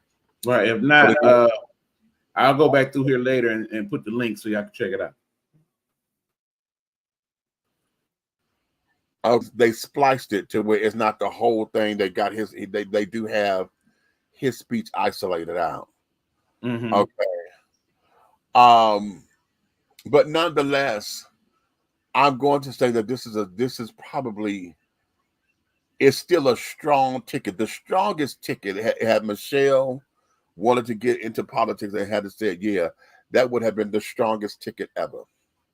The second strongest ticket had President Barack said, yeah, and could have gone back as the vice president, which is legal, y'all. Yeah, it's legal. He can't go back as president because you're not in 2 terms, but he could be on the ticket for vice. And I thought about that. I was like, oh, now that would be the motherfucking steal. That would have been very interesting. That would have been the steal. But again, and I'm claiming it as an 8-year commitment. So I don't think Madam Michelle, honey, was going wanted to be like that. No. So, but to know that she picked him, a straight guy, and I think the part that got me most is the fact that you had a straight guy who understood the importance of the gay straight alliance in schools, to where he became the football coach who endorsed it. Okay, which gave them the momentum that they have now to accept, one another, and to build bonds, and so that they can have the communication from straight folks and gay folks and all that together to talk and to build those bridges. Tim sat up there, and listening to him, he cussed like I do, so I know he's gonna be a motherfucker up there. Okay. Oh, and he only said damn. He said it twice though. I was like, okay. You know that's just a part of his vernacular. Right. But listening to him and looking at his background story and carrying on, and that he's already in office as a governor. Okay, I think we have something here that can take us into all of what that means of making history. Okay. So my whole thing is, oh, wait a minute, did I put it up in here? It was something I wanted to play. Wait a minute. Okay, while he does that, I will tell you definitely, I'm also not trying to tell you who to vote for, but I am going to tell you, and I'm going to break it down more when I go back on the air next week, looking out for what's in your true best interest, but also in the best interests of everybody around you. I want to point out something that I often point out on my broadcast. When you vote, you're not voting just for yourself. You're also voting for what represents your family, what represents your city, what represents your state in your vote. Right. Which is why you should take it more seriously, but you also should take the opportunity to do so. And also remember, as I will point out next week, when you get your little ballot and whatnot, yeah, it's going to say president on there, vice president, but that's not going to be the only thing on that page. You also vote because you vote for other things And some of the other things are even more important than voting for said president or vice president. Right. Because remember, they only gonna have so much say-so in your everyday. Some of them other people a little further down the ballot, them the main ones you really need to be mindful of. Because them the ones that's really got the power. Right. Let's say that. Say that.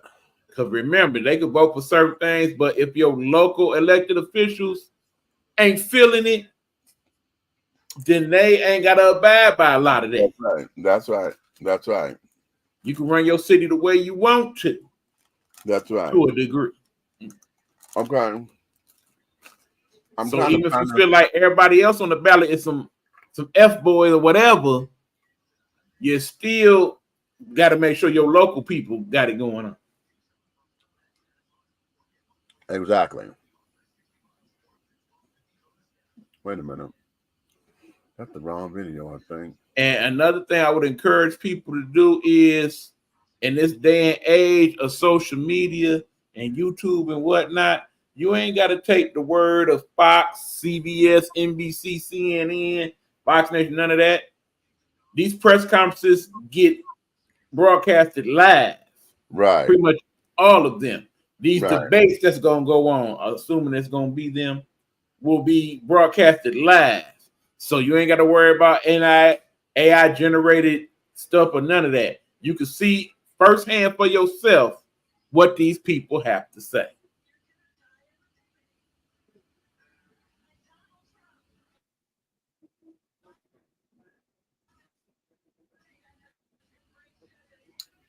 Wait a minute. Did I play the video? What am I doing? I just had a fart. I'm not sure what you was looking for something. I'm looking for something, right? And then I just had a fart. Okay.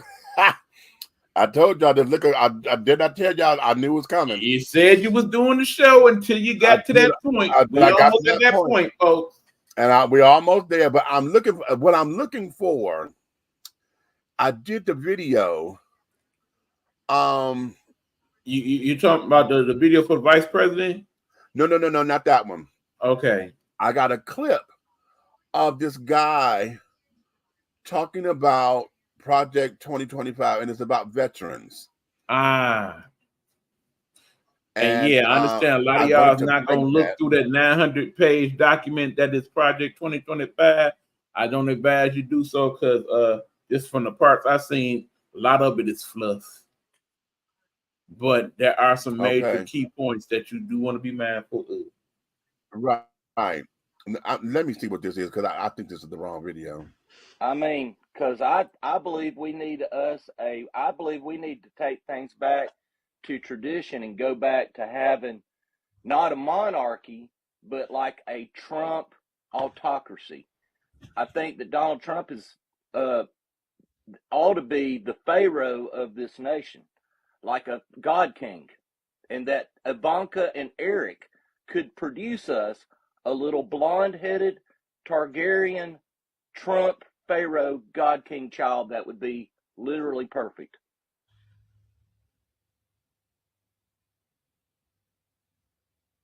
Hello?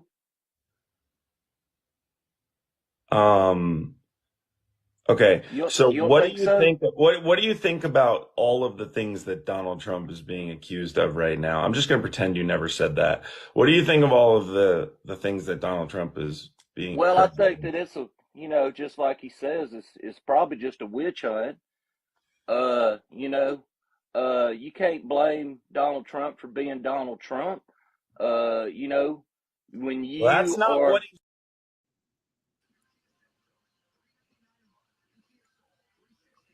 Oh,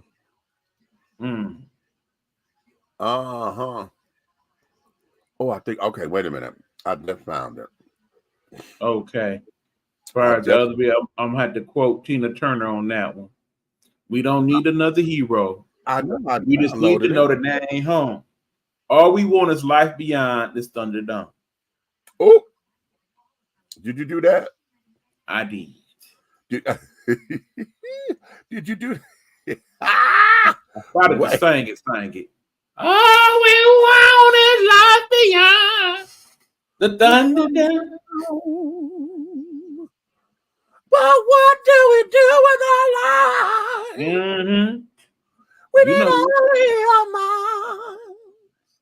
Love that song. Here it is. Okay, yeah. That's what I'm looking for. I'm like, okay, I know I got it because I downloaded it.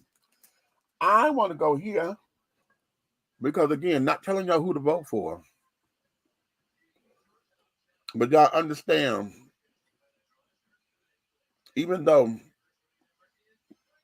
I can't do that whole military thing, it's something that doesn't never interest me. And it's something that I'm glad I'm in my 50s now. If you can't recruit me, and then I restated the draft. Right. You wouldn't want me with all these blood pressure issues right now. Okay. But those who are veterans, I fight for their right for everything. Absolutely. Because it makes no sense that in this country that we are told we're supposed to honor them for their service, and we're supposed to, whenever you see them, that we're supposed to, make sure Thank that we them for their service. Exactly. But how oxymoronic is that, or hypocritical, that the very country that they have given their lives for or have given all this service to do not take care of them. Y'all know I say this all the time. I get on veterans. There should never been no such thing as a homeless vet in the country. Or a jobless vet. Exactly. Okay. That makes no motherfucking sense to me. Right. To understand, we still the only major country on planet Earth where there's not universal health care or universal education. They even have that in countries like Russia, mind you. But that being said, if we can't do universal, at least the people that serve and protect should have that. Exactly. Without issue. Whether they go to Harvard or Harvard Community College. Right. Whether they go to Johns Hopkins Hospital or such and such medical clinic. Right. You have to pay 1 dime for none of it. Okay. Ever. Exactly. Why did they take so long to process in here? But everything about this presidency or this election, considering that our new VP candidate served, 24 years? Yes. And understands what that is. And let me say this, because what made Biden unique is the fact that here we had, not only he was a vice president who became a president, but he was also someone who served in our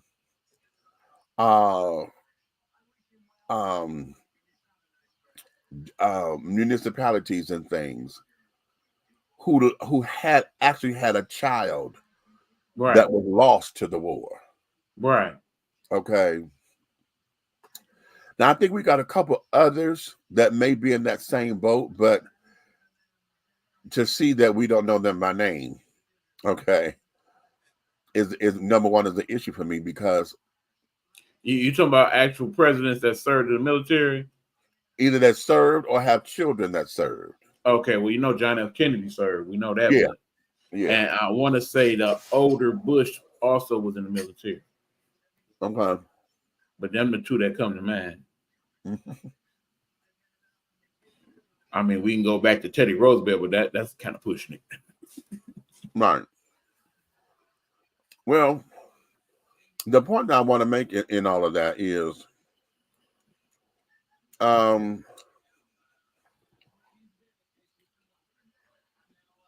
to know what we're dealing with when it's time to go to war, when it's time to strategize, when it's time to mobilize, even domestically, when we talk about bringing in the National Guard here and there and carrying on.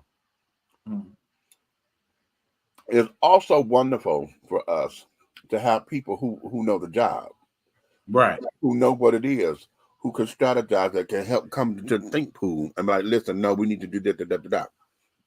Okay. Also, they have more compassion for the damn soldiers. They know the job. More compassion,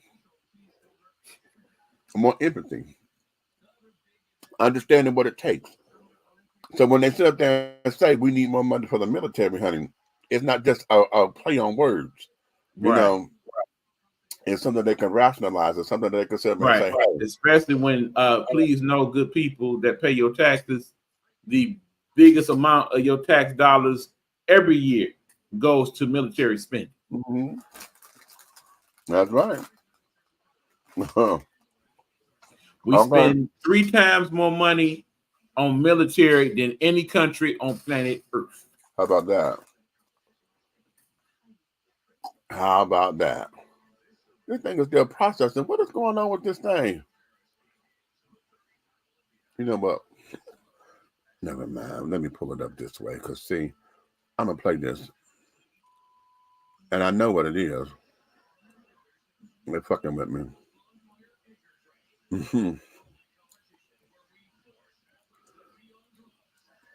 they don't want me to play this.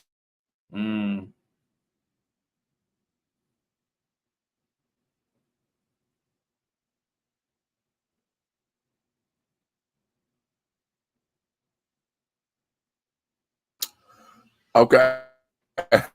I was to say. My screen, all of my screen got the buffering for a second. I was like, wait a minute, I don't even see none of us. My screen. Now that was funny. Let me see if I can share my screen. And see if it's gonna let me do.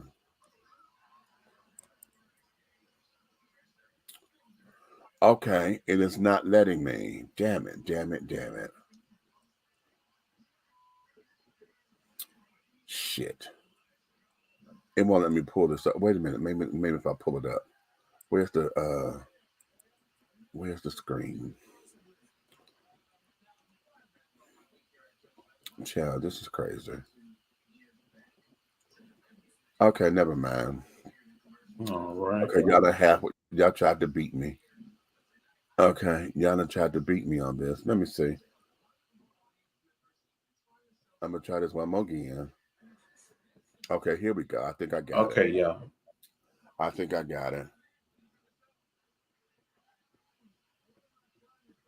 Because it kept telling me it was processing. I'm like, okay. Remember, y'all see what's going on there at the bottom. You go on the Live 365. It's an app you can put on your phone. Once you get there, you're going to look for WTEA Radio. That's WTEA Radio. You'll see the nice little icon with the T and whatnot, beautifully done logo. And then it's going to say, do you want to play this station? You're going to be like, yeah. Okay. And then you push it, and then the magic happens. And like me said, you just go ahead and let it play in the background. You can listen to it. You can do your workouts to it. You can do your dishes to it. You just fall asleep to it. I didn't did all the above. I did all right. You can ride and do your travels to it. We got something there, a little bit for everybody, child. Okay. You're gonna hear some classic songs. Some song be like, oh, who the hell was that? Right. There's been a few times this week, like, where my Shazam at? I got to see. I want to hear the whole album of this and see what this was about. All right, groove is definitely groovy. Okay, that's E. And then, like you said, you're gonna hear past episodes of the show. Like I said, we're gonna work it all out behind the scenes, but I'm pretty sure we'll throw some of that Nighthawk Network stuff on there for you too. Okay. And we'll do the doggone thing. Oh, baby, we're pretty good to have a ball. I'm down. Okay. Take a listen to this. 2025, this is what they want to do for veterans. Eliminate disability compensation. They'll save them that much. Eliminate a huge portion of veterans getting care at the VA. Narrow eligibility so less veterans have access. Put a 10-year time limit So if you don't get access to the VA in the 10 years after you get out, you never will. Republicans, conservatives, hate veterans. So, like, here is my question to the group. Is it savable?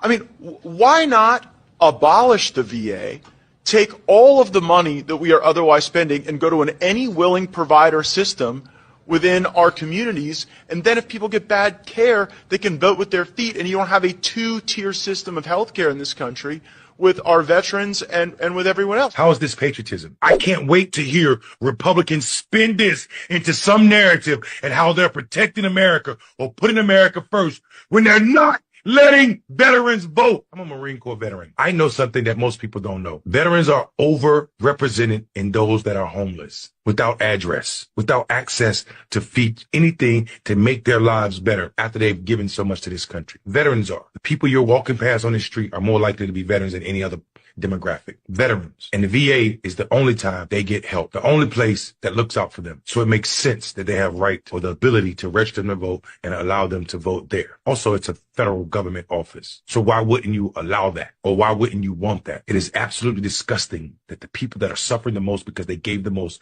for all of our freedoms are now being sued to restrict their access to the ballot box. And some of you all will pretend that this is in the best interest of this country while veterans are suffering in real life, not on Twitter. This is not a game. This is Donald Trump playing politics with people's lives, and you guys are okay with it. This is disgusting beyond disgusting. I'm Mondell Robinson. My first job was the Marine Corps. Don't tell me how to be American. Don't tell me that Republicans are acting in the best interest of America, our Constitution, our veterans, and any other institution that makes America America. It's just disgusting to watch this BS, to say what y'all are, and racist is what y'all are. I'm Mondell Robinson. I'm disgusted with this.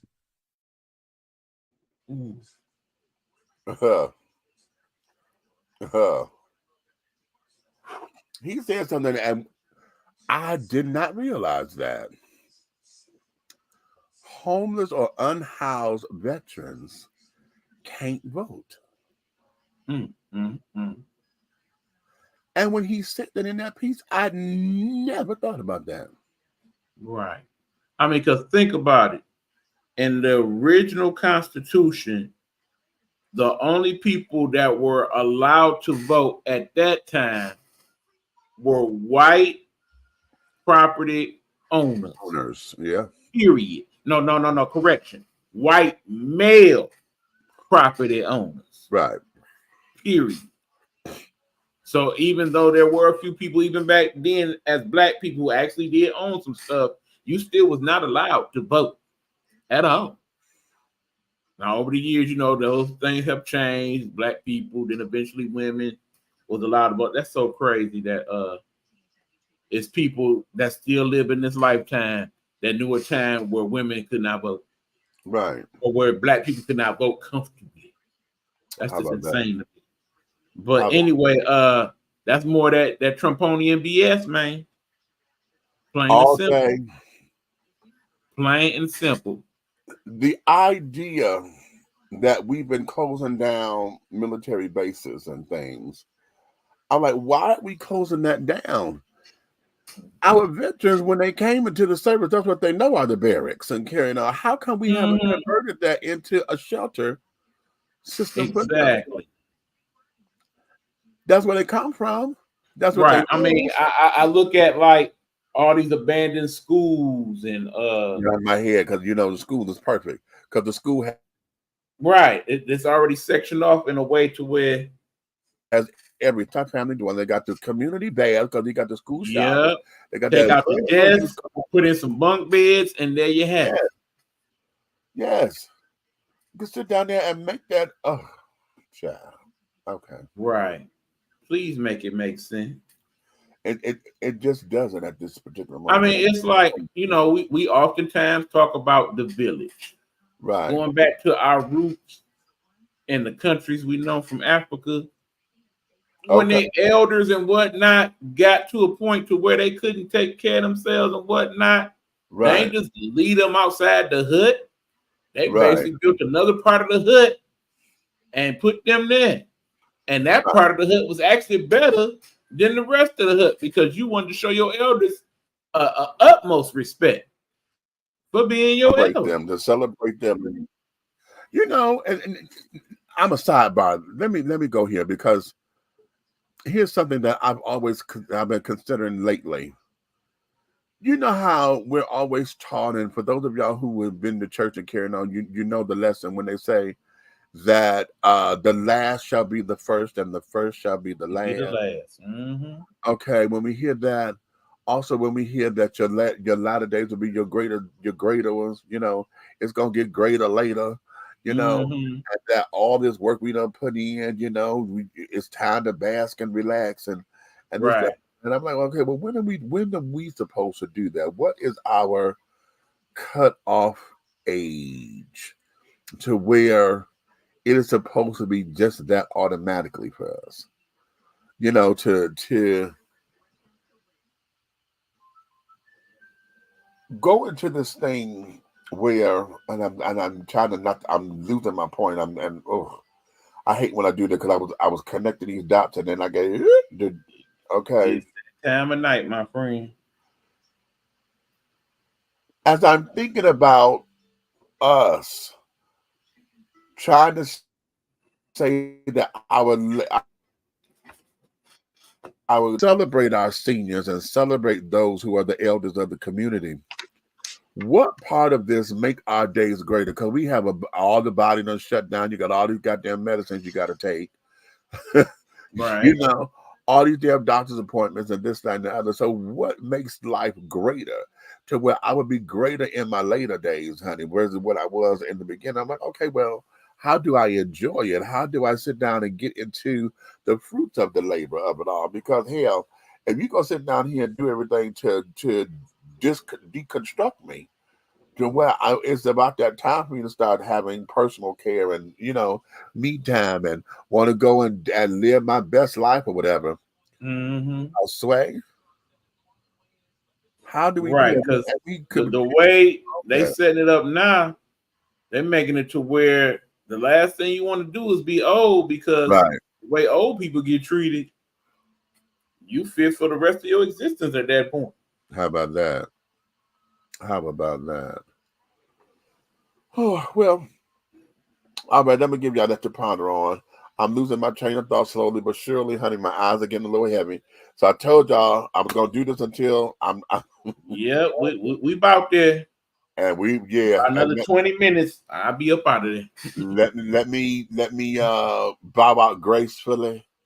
Okay, before I end up not for real on this damn thing, honey. Y'all seen me do it before. Oh yeah. And I'm like, oh, did I just do that? Yes, you did. On the air, John. I'm sure we gonna play that stuff back. John, did you talk yourself to death to where you just bored yourself? No, honey, I was just doing too much, John, and trying to say I can do this, and the body just shut down. Shit. I'm like, ooh, okay. Just like I just had that hiccup there. I thought I pressed something. I'm seeing. See, you know what? Let me explain this to y'all. There are moments like when I close my eyes, and y'all heard me say this, I can't keep them closed too long because then I start seeing pictures and I start to respond to what I'm seeing. So if I'm start talking gibberish up here and it's like, what are you talking about? No goddamn oranges? What the hell you? It's because I'm responding to whatever the picture is in my head at the time. So it tickles me sometimes, but yeah, that's what's going on. So listen, thank you all for coming up in here, joining us and things of that nature. Some of the wait a minute, let me go to the comments and make sure I get y'all comments up in here. Oh, wait a minute, hold on. Yeah, y'all been talking. Okay. What is this? Okay, while he do that, let me tell y'all, Nighthawk Network will be back starting next week with new episodes, new season. Shout out to my partner in crime on the sports network, that being one Hugh Lee. We will be back as well doing our thing.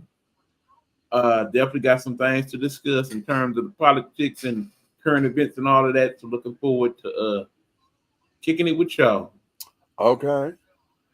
And there you have it. That was the link. Roadhead came up in here. Hey, what's up, Road? What up, Road? Keep the comments coming, y'all. Okay, we see you. Okay. I only typed that once, while I went in 3 times. I do that now. The thing. He said, "Oh, I had played that. He told me I'd be calling people frumpet." Okay. LOL. La la la. Okay. Big Meat, your midget friend on City is in a world of trouble. She will be recalled. Prove it. Okay. That's all I'm gonna say is just prove it. All If they right. got the evidence, prove it, because otherwise it's just hearsay. And to be quite honest, I think they misinterpreted some shit. But okay, so I'm gonna talk about that on the other page. Okay. Even like Morpheus. Okay, I thought the same thing. Yeah. Red, blue pill. Me, I had to unfriend the pastor because she was posting against Kamala. That stated she stated that she believed that Trump knows God, although may not be the best Christian. Well, I had a very similar discussion with a couple people this week about the former president, whose name I don't like to say out loud, as you know. Okay. Okay. Child, listen. I'm not gonna necessarily unfriend you unless you come up with some damn stupid shit. But I haven't gotten into any debates or anything about folks. No, that's not true. That's not true. What was it? Last Saturday, I went to city council. I mean, not. It was the what do we do? Okay. See, y'all see how I'm getting cloudy? Mm-hmm. I mean, bottom line is going to be at least 50 to 70 million people that vote for said individual. Right. I need to know what y'all thought process is. That's all. Okay. So I fully love to hear why you think what you think, because I'm sure going to tell you why I think what I think. Right. Well, I'm gonna have to come back to it because I can't pull it together, and It's time. Yeah, it's time. I see you squinting like I'm squinting. Let's do it. Right.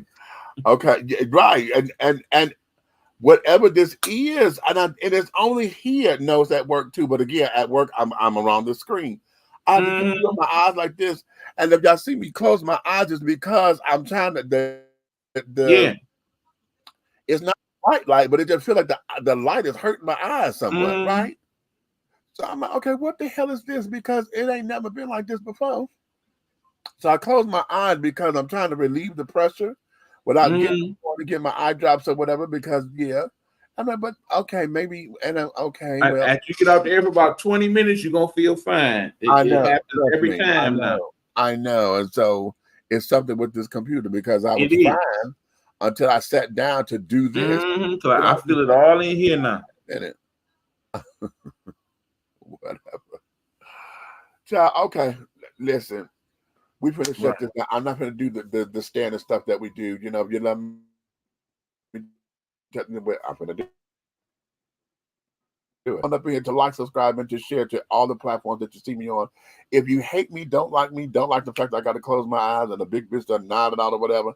If you don't like all that, honey, you go tell your motherfucking friends, your enemies, to come on over here and to like, subscribe, and to share, because hi haters. That I love about this is that the hard way, the syndicate, honey. We got Detroit, Chicago, and Philly, honey, up in here doing the thing the way that we do, honey. And no one or nothing is going to be able to do anything else, honey. You can't shut it down. You can't this, you can't that, honey. So with that being said, you may finish all of your crumpets, my darling, because the tea has been dished, and you've been dishing tea, darlings, with Big Meat, honey. So on that note, let me go find my outro.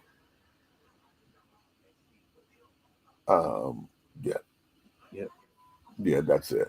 Oh, no, wait. Yeah, Tuesday, hit me up, Meech. Okay, will do. So, all right, my darlings, we're going to say good night for now. And We'll do it again soon. Okay. Ciao.